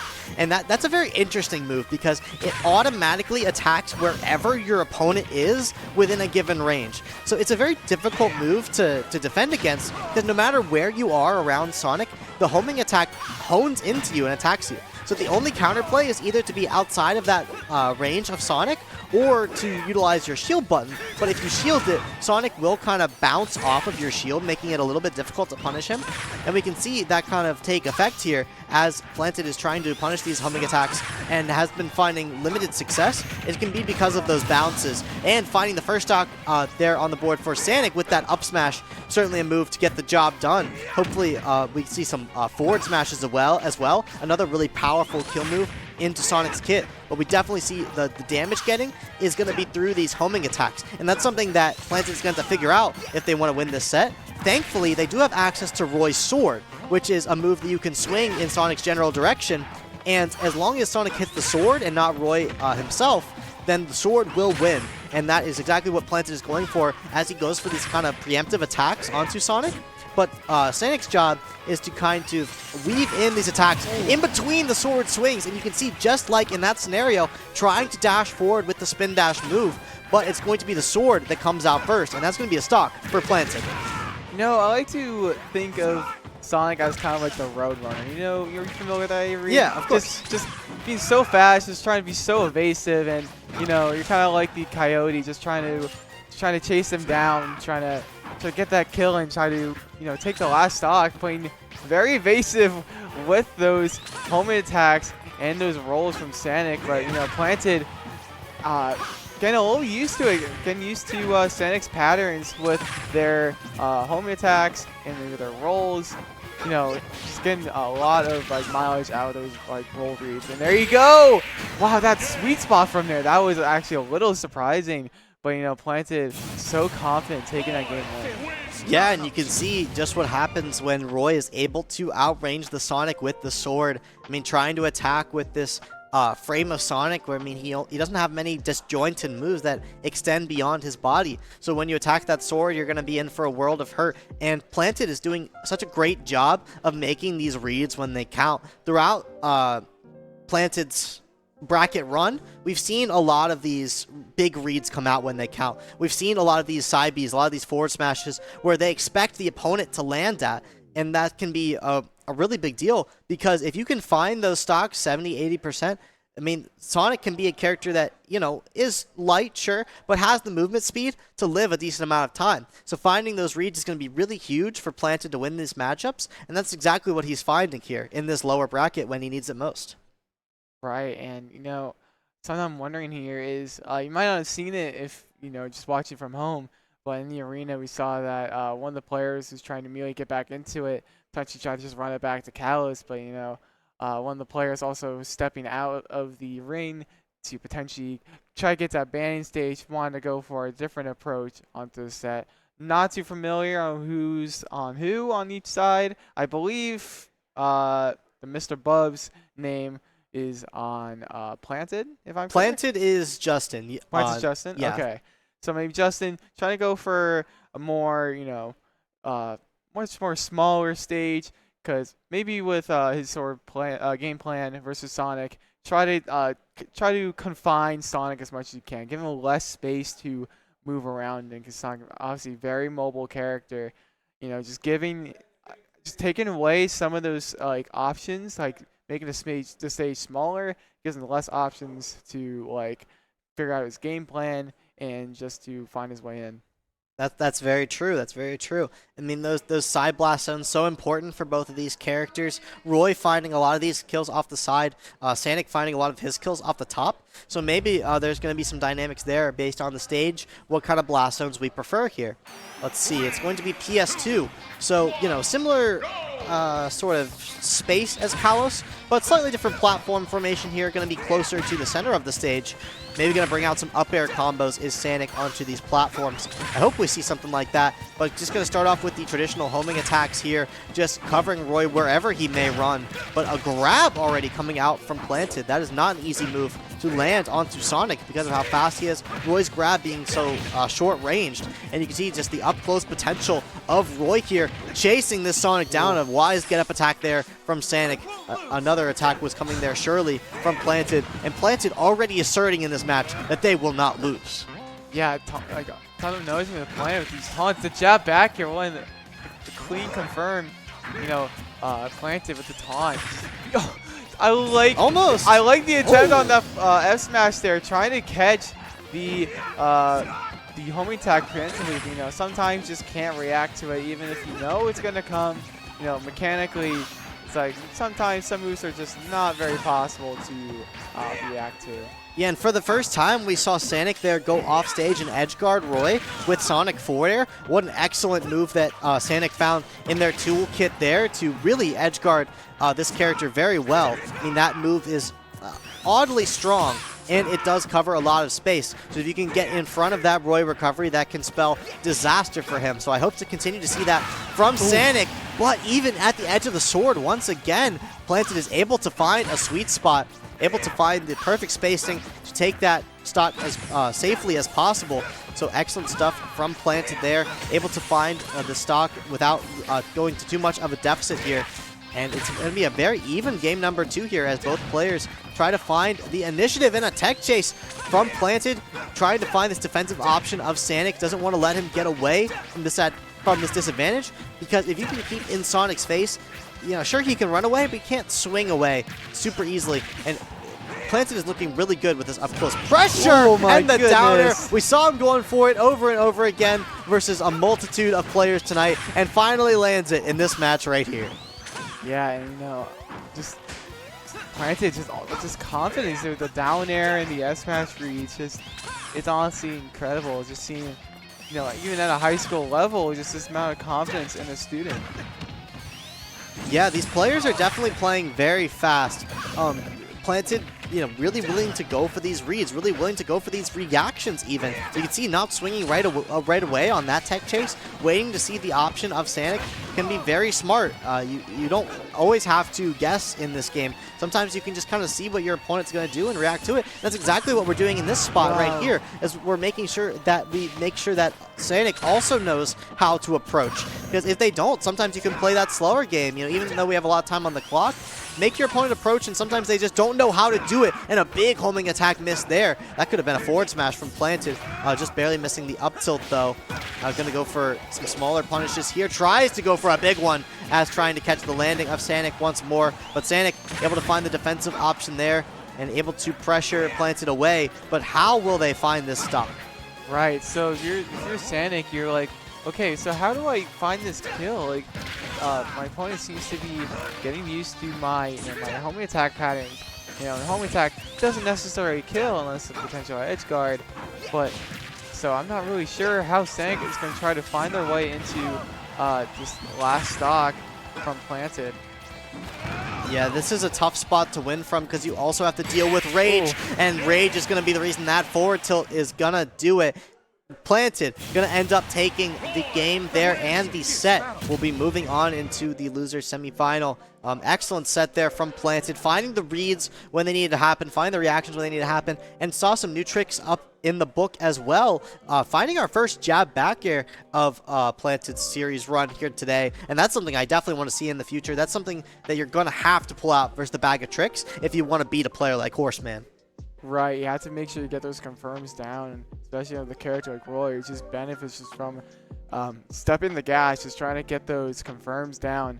It certainly helps your case to try to be a more oppressive force on the offense. Yeah, and let's look over these replays once again to try look at what Planted was able to accomplish here. I mean, a super early stock to start the set. I mean, those forward smashes just so strong. I mean, against any character really, but against Sonic specifically, I mean, he just flies off the map. If you can find those forward smashes, able to find them on those home attack punishes, able to find them on the spin dash punishes. I believe there's another one right here. Yeah, when he tries to go for the initiate with the spin dash, just gets absolutely called out with the forward smash, and then the air dodge reaction there with the forward smash as well. You can see a lot of these smash attacks coming out from Roy, and they are strong.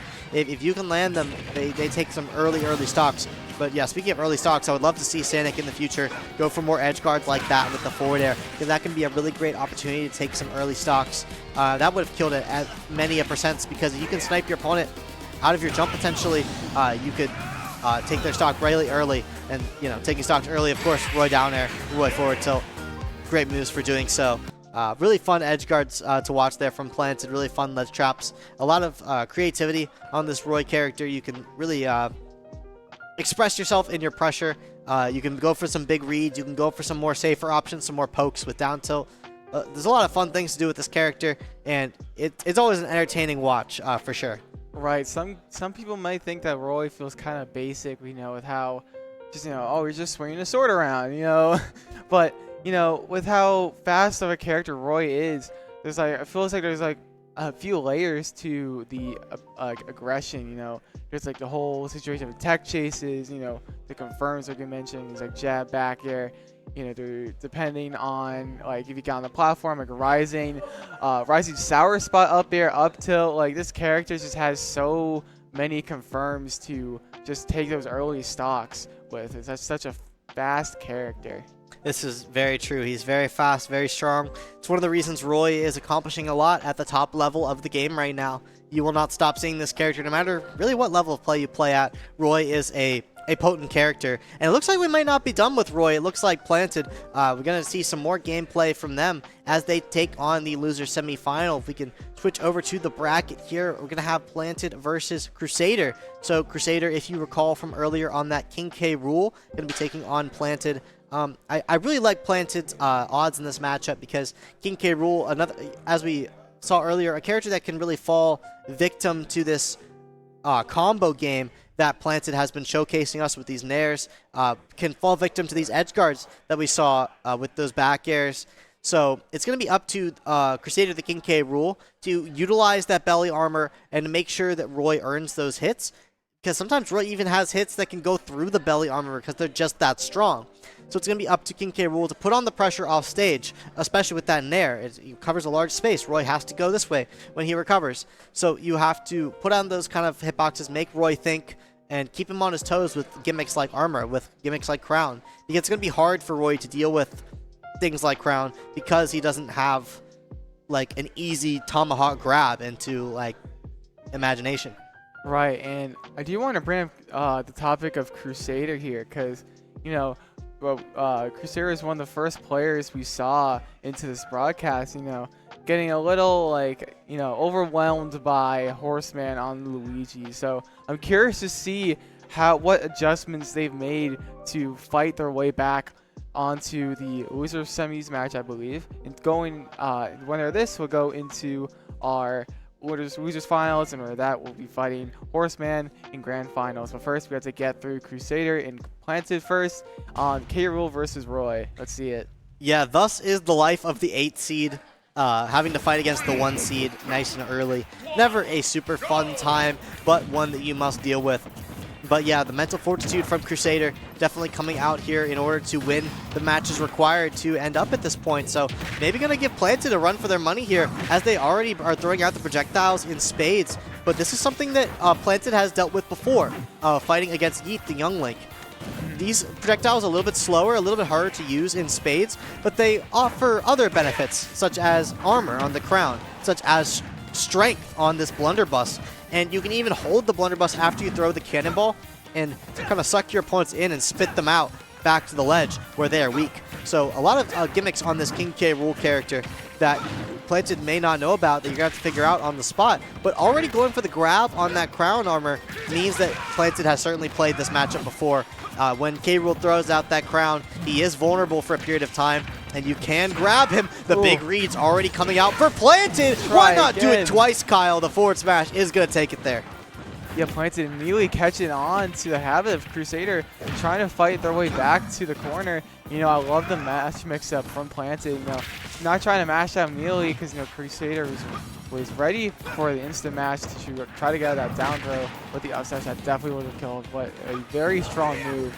All of K. Rool's smash attacks very strong. You know, forward air, you know, that big boxing glove just punches you into the blast zone just immediately, and that down smash, a very annoying move to deal with, honestly, because how much like hurt box shifting K. Rool does there, and he moves upwards before slamming on the ground again.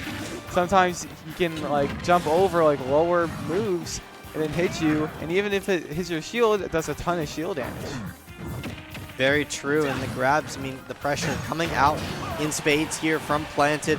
Able to find the counter there is Crusader, and this is where K. Rool can thrive here on this ledge trap. But smart evasion there from Planted, and able to find the jab back air as well. And you can see K. Rool there exploding at 85%. That's exactly that kill power of Roy that we were talking about. If you understand his confirms, those stocks can fly. Trying to find the downer as well. But that's going to be a difficult one to land, as K. Rool's propeller is going to stuff that out 9 times out of 10. And great DI there from Planted as well. Going to find the air dodge as well to make the smart recovery. This is exactly what I want to see from Planted. Getting both smart on offense and defense. And I knew he was going to go for that read there on that air dodge. Planted just loves these smash attacks to try to read the landing. But finally, going to lose that first stock, as K. Rool's back throw is quite strong. Going to find that first one there. But a lot of work yet to be done here. You can't be finding trades. You have to find some advantage here off the stage. And the boxing glove is going to come out, leaving the shield but a skittle. But not going to find the shield break this time. Finding himself at the ledge again. But going to be able to find their way out of it. Planted in a lot of range here for some confirms here. We're going to see the down throw. Not going to see the up smash this time. And is going to give up the instant mash. So, yeah, a lot of 50-50 mix-ups there. Is going to make it difficult. But, oh no.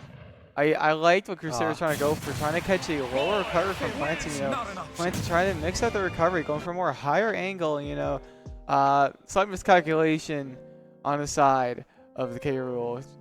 You know, that down air has a lot of analog recovery. This is actually something I wanted to see, though, Kyle. I mean, this is what I want to see. I want to see Crusader put pressure onto Planted off the stage. If you can make this Roy think while they recover, we saw earlier in the bracket, Planted was actually flubbing some of those recoveries because he was under a bit of pressure. So even though the downer a bit too laggy in that scenario, you use that downer a little bit higher, you use neutral air instead, you use back air instead, you find a bit safer of an option to pressure off stage with. That's going to be exactly what you need to take this set, because Crusader is a player that thrives off of this edge trap and this ledge guard. He needs to find these spots where he can force Planted off the stage, find these edge guards, and then also, you know, if you miss them, then you hold the ledge. You figure out what the opponent wants to do off of it, and we've been able to capitalize on that spot is Crusader. But yeah, unfortunately, being down a stock there means that both of you dying is going to mean a loss for game number 1. But if you are a Planted fan, you're going to take that every day of the week, because Planted is going to be going up 1-0 in this series and moving on into game number 2 here. Let's see if he can figure out those recovery routes to maneuver around this King K. Rool if that does come out again.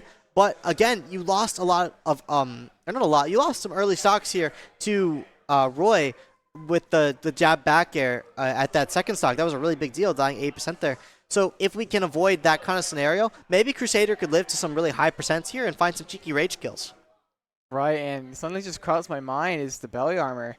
I'm curious to see how useful it could be in this matchup, because I know it could be very useful off stage. You know, Nair, it's crazy in this matchup, I can assure you. Nair in this matchup is like just so amazing, especially when edge guarding, because you know when K-Rool like does a little like belly flop with his Nair, you know, he sticks his belly armor out like a lot, which takes up a lot of his hurt box.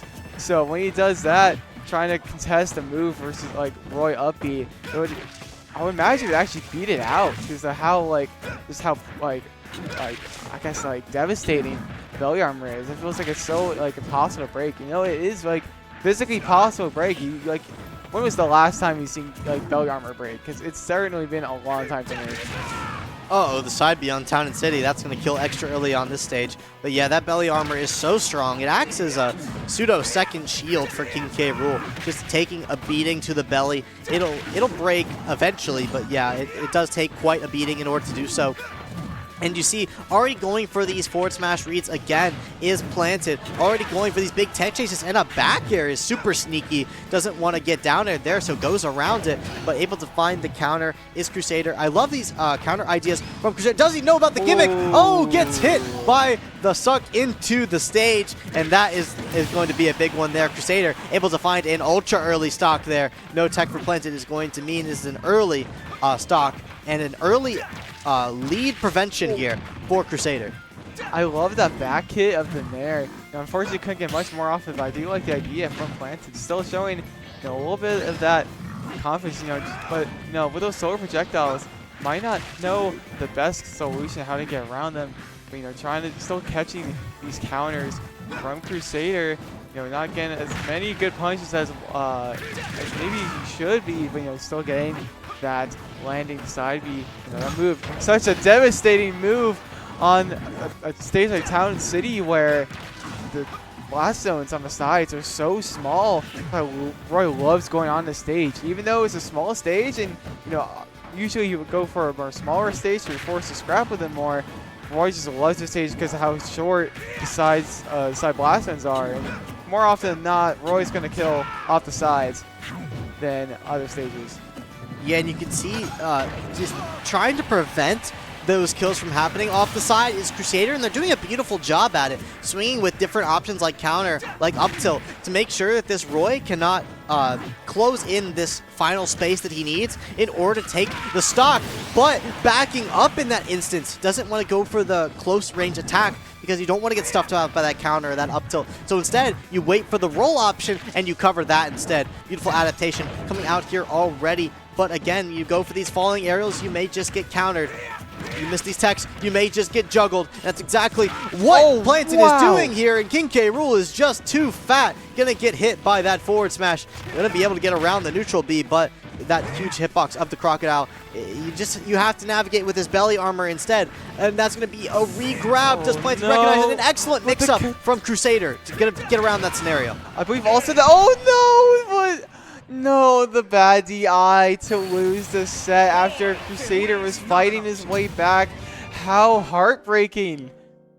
Yeah, it made sense. You're getting some momentum there as Crusader, and then you know you've been landing these counters in the corner, and then Planted just goes for the side B. And here on Town and City, those side blast zones are as narrow as they get in competitive Smash.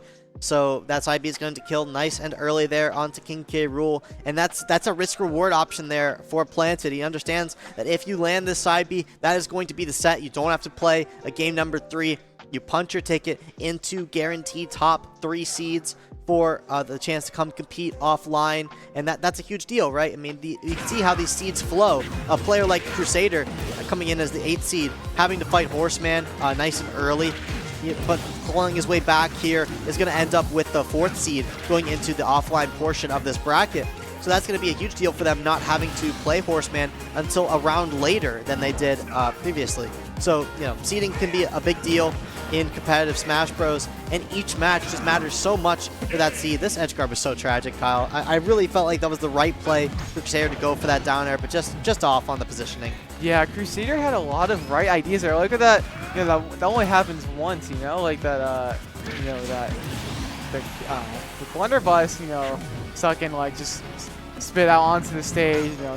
You're not gonna hit that tech the first time. That's only something that will happen once. But Crusader had a lot of right ideas going to the set as far as edge guarding goes. The counters, but just sometimes just not the best execution. Yeah, even had the shield up there, and I believe they tried to jump out, and just K-Rool with his frame just getting caught anyways. How unfortunate that really is. But let's take a broader perspective and go back to our bracket here. We are still in the lower bracket. Ominously waiting in the upper bracket is Horseman on that Luigi. But we have losers finals to play. Before that, we have Lamazing versus Planted. And that's going to be Byleth versus Roy. So another Fire Emblem matchup, as we saw at the very beginning of this matchup, or of this broadcast, with Byleth versus Ike. So a very different character from Ike is Roy, a lot faster, can put on a lot of more early kills, as we're seeing in these matches. So it'll be a deal of who's going to set the pace of this match. Byleth's going to want to play it fairly slow. Roy's going to want to play it fairly fast. This isn't going to be a match where we're navigating projectiles. This is going to be a matchup where we're navigating ranges of swords instead. It's a different dynamic. It's a little bit harder to edge guard with these characters. It's a little bit easier with Byleth and Roy, but both characters have very strong ledge trapping tools. Definitely both have tools to take some stocks early, but also have a lot of survivability. It's going to be a more traditional set of Smash Bros. Not a lot of gimmicks on these characters. So let's see who brings what to the table. Right, that's a good point you brought up, Avery. The concept of effective ranges. Byleth just loving that mid range, while Roy taking a different different approach at one of those three ranges. The close range. I can't imagine this match would be very good for Byleth and Roy. Just feels like how fast Roy is compared to Byleth, how fast his moves are compared to Byleth. It feels like Byleth could just run her over. Yeah, I mean, it's a tough dynamic. I mean, Roy is a character that can really oppress Byleth and really keep her on her toes. But at the same time, I mean, Byleth, a character that can throw out some really weird hitboxes, make it a hard time for Roy to recover. At the end of the day, she does have the range advantage, even though your moves may come out a bit slower. You're really strong on the juggle, of course, as we see in Lamazing do a really good job of keeping the opponent in the air. Roy's going to be falling a lot faster than a lot of the characters that Lamazing has been playing thus far.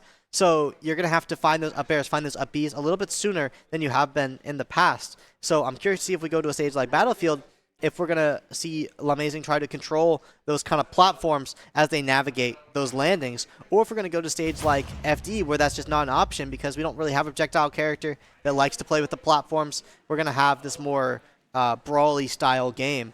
So we're going to go to Town and City, which is definitely going to be a stage that prefers Planted here on the Roy, because definitely Roy's going to find his kills off the side, where although Byleth loves killing off the side, she can also kill off the top quite well.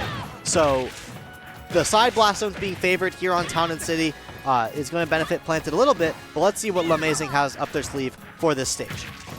Right, and I am a little I don't know, maybe a little concerned for Lamazing, because seeing how much stage benefits Roy, and especially Planted with how he finds those kills, I feel like you might want to ban this stage. This feels like Roy's best stage, by far, with how short those side blast zones are. Ooh.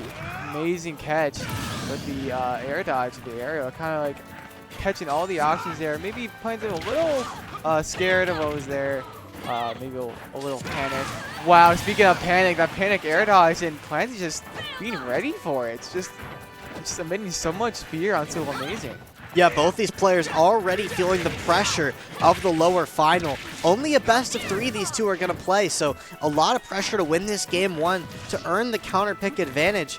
And we can already see the edge guards coming out. We can already see the roll reads coming out. So these players are ready to catch some defensive options of players. But Planted said, all right, I'm not giving you smash attacks that easily. You're going to have to earn them a little bit more. And that's going to be a regrab onto the ledge.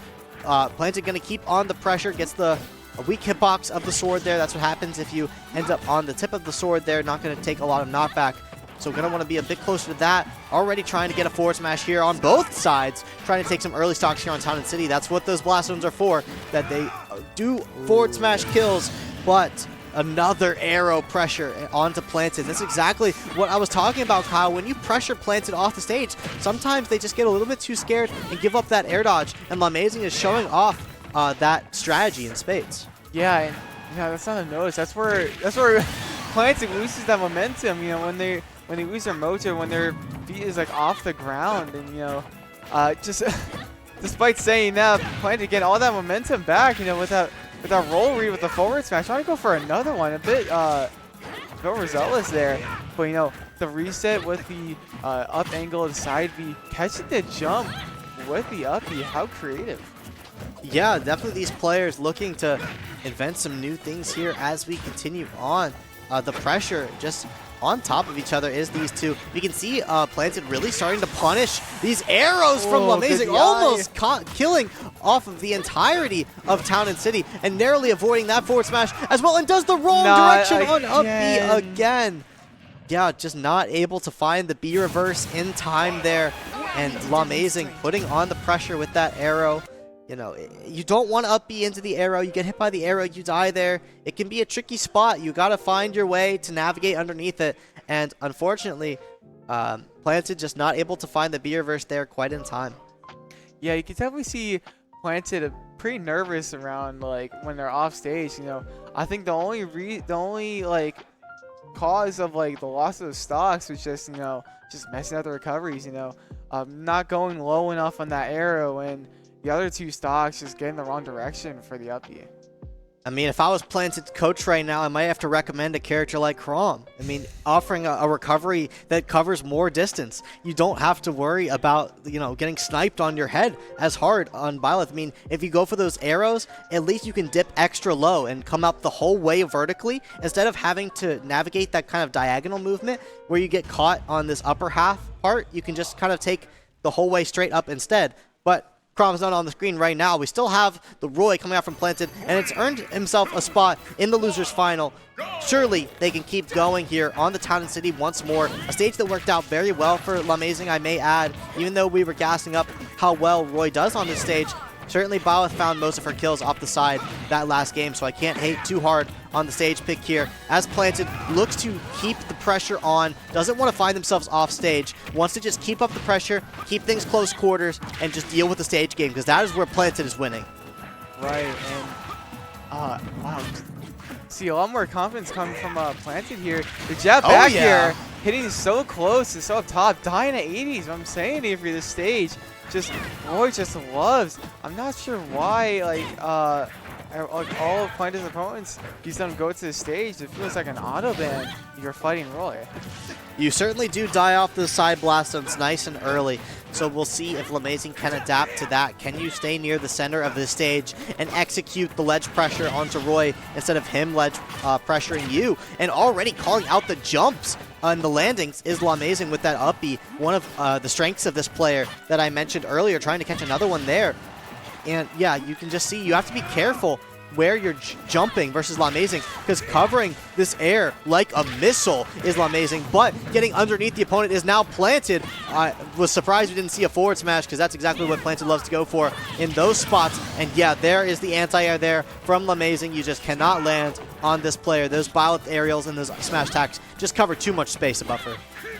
Right, just Planted trying to catch trying to like overshoot with the side B to try to catch a roll away to the corner. So scary for Lamazing, because even though like 76 might not be that much percent, but versus Roy, those are rookie numbers. That's kill percentage. Oh, if you're fighting Roy. No. Oh no. Double no.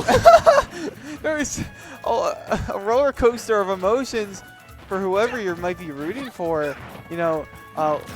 planted a little too high with the up but we all thought that Planted was gonna make it back. Well, Amazing still flubbing the punish though, but Planted still unable to make it back to the corner. This is truly an incredible match, Kyle. After all that we just saw, we have an even last stock scenario. This is potentially Planted's last stock of the entire event until they come to the offline portion. But you want that coveted second seed. That means if you make it to the semifinal, you do not have to fight Horseman until the final. You have to fight him in the final instead of the semifinal. So this second versus third seed can...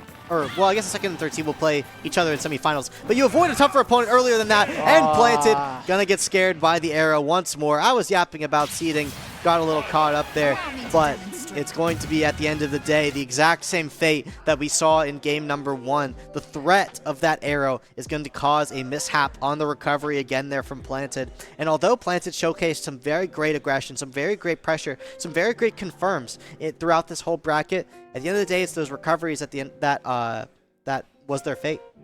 Right, and as we move on to this the grand finals, just quickly want to go over our quick collaborators quickly. Supernova, thank you so much for donating those 2 tickets to Supernova for next year as part of the rewards for this event and the in-person event as well as Generation Esports. Thank you so much for collaborating with us for this event, and we might be getting into this grand finals very soon from Horseman into Law Amazing. And if you're Law Amazing, certainly an uphill battle, showing how impressive Luigi with Horseman is. And I believe they played, was it winners semis? Yes, they would play winners semis and winners finals, I suppose it was, because Amazing was in the end of the losers bracket. So and yeah, that losing only to Horseman, I believe. Amazing, the only loss in this whole tournament is to Horseman. So let's see what notes they took. Let's see what adaptations can be made.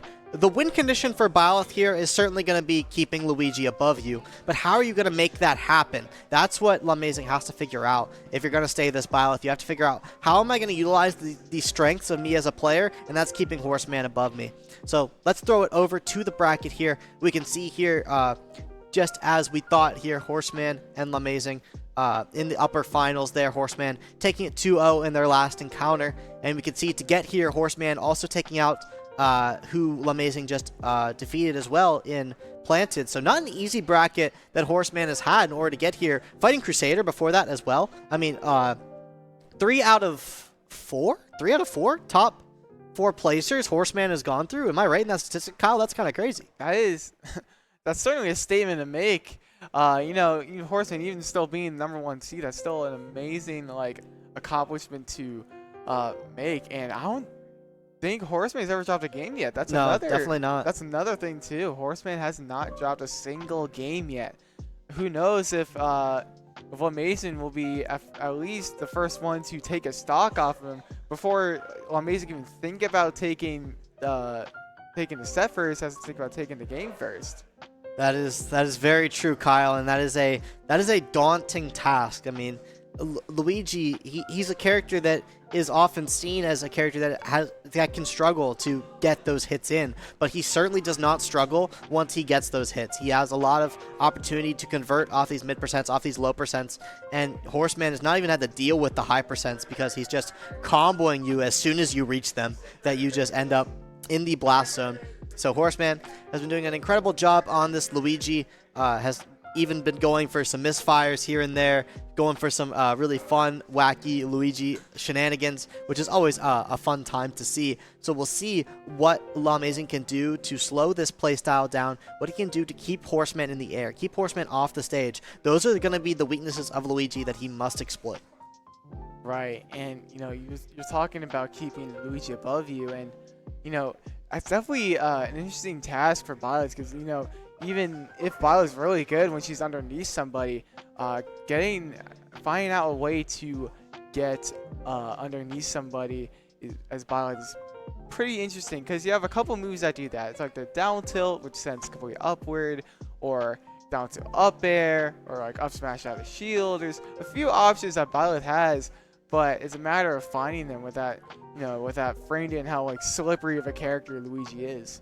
Yeah, and you reminded me of something, Kyle, that when you're keeping Luigi in the air as Byleth, you have access to some really big hitboxes to do so. And one of the main things that's going to counter is Cyclone at disadvantage. Right. Up air and up smash, up B, as we're mentioning, to catch Luigi out of the air. Those are all going to be clean counters, like straight counters. Not even going to trade, just going to straight up beat Cyclone. So Horseman's going to have to be a little bit careful as they're trying to navigate this landing phase. Right, and I cannot wait to jump into this grand finals, and the statement that Horseman has made, not dropping a single game, beating the rest of the top 4 placers. It's just an amazing statement to achieve. Yeah, I mean, he has come in as the player with the tournament experience, and he is showcasing what that can do. Not sure if he's looking to go to college or not. Might have to have a talk with the good old Horseman about what Shenandoah University has to some offer. early recruiting in, I see. May have to do so. But the online portion of Stars and Spikes is concluding very soon. We're about to hop into your grand finals. We have Horseman versus L'Amazing, Luigi versus Byleth. I mean, this is the culmination of Stars and Spikes. But after the online portion, do not forget about this event because there will be an offline portion as well when you'll have the chance to win Supernova tickets even if you are not able to participate in the online portion. So, cannot wait for that part. But online portion, the winner of this will be the 1 seed in that offline portion, and this is going to be our only best of 5. So L'Amazing is going to have some time here to adapt to Horseman, try to figure out what the strategy is going to be, and here on Battlefield is definitely going to be a stage where you can juggle this Luigi and try to keep him from getting these really big horizontal combos. Right, and something of note is that like we said before, the Supernova tickets generously donated to us by the Supernova team is only for the in-person event. This top 8 was only played for the sake of seeding and getting that back of there. Incredible. And another thing is that this grand finals is indeed best of 5, as the graphic suggests as well. So I guess there's a little bit of a change within the administration. It was originally supposed to be best of 5, all of top 3, but maybe perhaps to some time constraints, there had to be some changes for that. We can see Horseman already looking to end this series nice and early, going for these big down airs off stage. If Horseman barely misses those and Byleth manages to up B underneath of him, then that's going to be a spike down to the blast zone and a dead Luigi. So you have to be extra careful as you're trying to edgeguard Byleth. But as we saw in the winners finals, Horseman's familiar with that game, so still got to be careful if you're L'Amazing off that stage. Will you go off stage yourself? No, you're going to catch the high recovery of Horseman, trying to get a misfire there to get a bit of a counter situation going there. And like I just said, I mean, catching that tether absolutely beautifully is Horseman, knowing the timing of that high tether. Gonna have to go a little bit lower there if you don't want to deal with that situation. But Horseman's still good at that situation as well. An even better situation for Luigi is when you get to 0 to death. So yeah, I mean, even if you don't get grabbed directly, hit it by the wrong falling aerial, and you will find your demise. Just incredible showing from Horseman, just the consistency of his combos, and maybe a little flub, a rare flub in the recovery route of Horseman there, going a little too high with that last side B there, but L'Amazing catching it perfectly with the dash attack. Despite how slow Byleth is, that's a decent burst option to perhaps get Byleth off you, or just like a rush, get out of the I guess this awkward mid-range, because even though Byleth likes to mid-range, if I were still standing next to you as the mid-range, my moves are really slow. Your moves are probably a lot faster than mine, so it's nice to have that faster dash attack to reset and try to figure out the rest of the situation. That's definitely true, and if L'Amazing can find those flubs of Horseman with a move like dash attack, which ended up taking the first stock. You know, you got to stock off the board. The next step is taking a game off the board. So you're going to have to find those mistakes that Horseman makes and capitalize on them as hard as possible. You have to make some plays happen, you know, if Horseman isn't making mistakes. And that can be one of the hardest aspects of this entire game in general, is the fact that Horseman just has a really clean game plan. He knows how to navigate the space of Byleth. He knows especially how to navigate stage of Battlefield, and he's had some really great performances here on Kalos as well. So maybe, you know, bringing out the arrows at the start of this game is amazing. Maybe that's an idea. Maybe try to keep away from this Luigi as much as possible. That could be a reason for the Kalos counterpick, and something that I would not mind seeing, as when Horseman gets in, it is a world of hurt, and you're just lucky that you're not dying quite yet. Yeah, it is looking like Horseman's world, and you know, we're all just living inside of it right now. Because right now, it's just Oh, beautiful. oh no. That was such a good edge guard by Horseman, too. He accidentally air dodged there at the very end. But understanding the positioning that he was in there, a little bit of a flub there. But I knew exactly what he was going for, and it was absolutely the correct option. Lamazing able to find the navigation there, though. So good stuff to Lamazing on the Byleth, but not able to navigate this landing just yet. Is going to face an edge guard instead. And yeah, just not wanting to tether into that down air, as Horseman has been timing those beautifully, and that's a grab at 0, Kyle. Will Horseman land the combo? Ooh. No, he's going to go for a remix into an 80% combo instead. Not believing in the full thing, but oh my goodness, Kyle. He is going for some remixing and trying to get a bit of a misfire onto this Lamazing, and a forward smash to boot. Oh, Kyle, I'm starting to yap. Horseman is just showing us all of the tricks. Like, before we can finish the stage, what a parry! Oh, and it's a grab, Kyle. Oh no, okay. A little too late on the down air, but just what I'm saying, Avery, like, no matter how much we talk, Horseman is just always one step ahead of us, always coming up with something new and exciting before we can even finish our sentence. Here we go with the up air ladders into the back air. Not getting the edge guard, though. What's the way to get out of the corner? Okay, try again. That's fine. You're not dead, but you're going to find your way out. Okay, maybe get it out, because Lamazing giving him a little bit of stage control. Sour spot with the back air.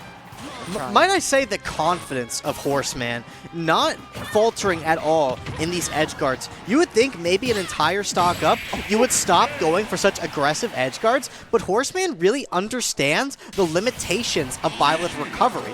You know, like, she objectively has a pretty generous recovery. She can go a lot of different angles, she can swing in certain spots, but Lamazing has not yet shown a lot of those routes. He has a route that he really enjoys going, and Horseman is just exploiting it beautifully. You know, when the plunger to down air stopped working, he started going for plunger forward air instead to cover the more wide angle of Byleth, and that's just one of the many options that Horseman has off stage. He can cover the straight down angle with the plunger, and then cover the wide angle with one of his aerials, and even try to down throw misfire you at 80%. I mean, wow, what a bag of tricks this Luigi has. He is indeed a wacky individual, and Lamazing sticking to his gun, sticking to the Byleth, and that is a bold choice, because Horseman all but has this figured out to a T.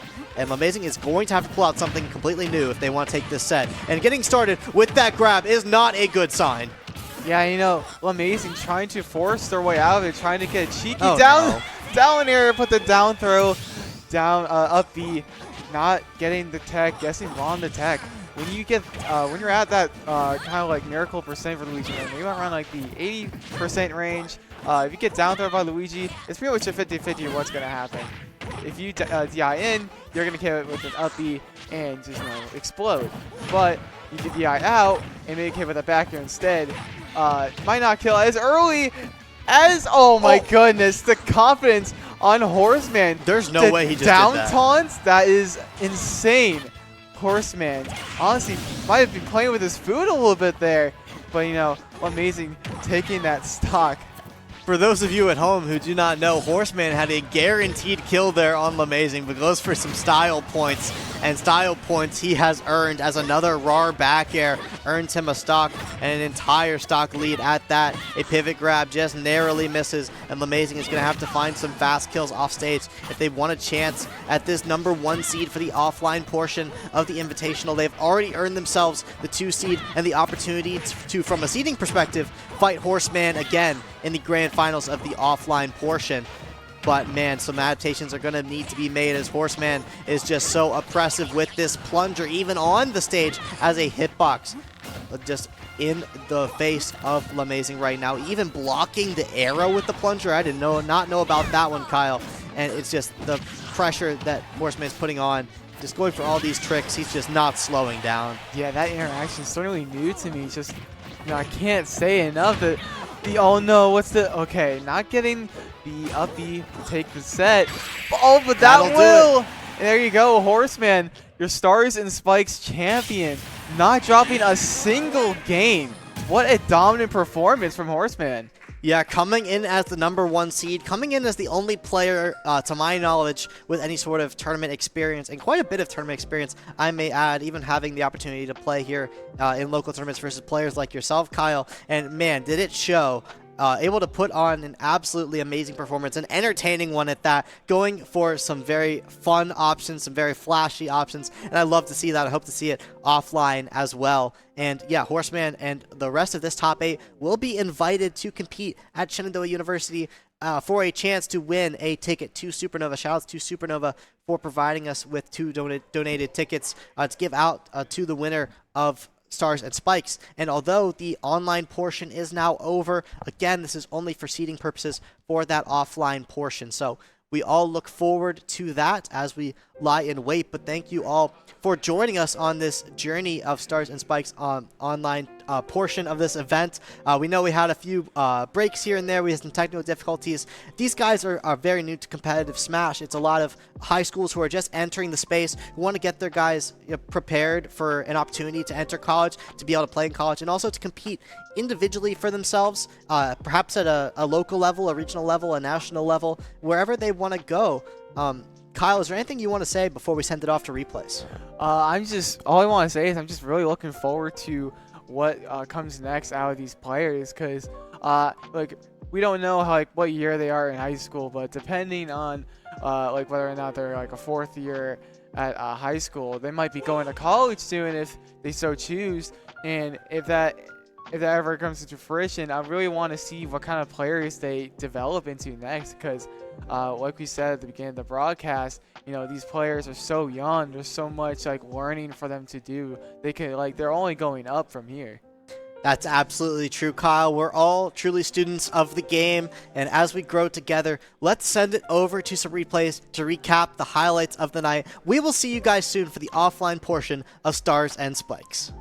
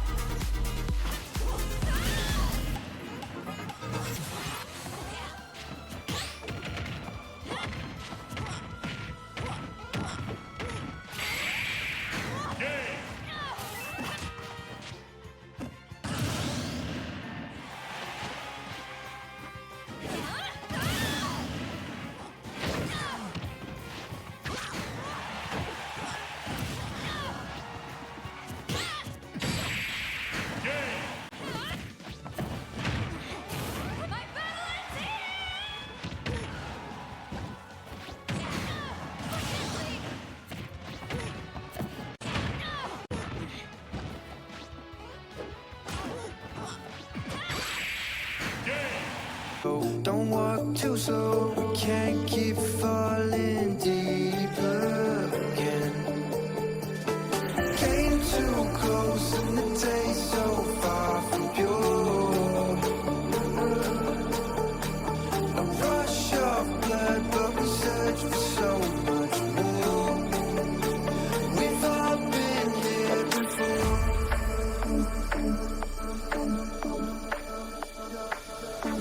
We've all been here before.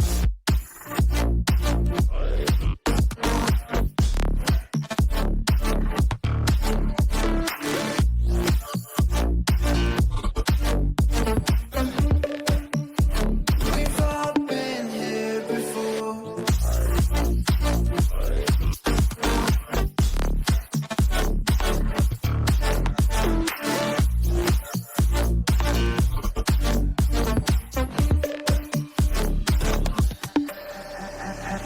Hand out, she holds. It's feeling like we've been in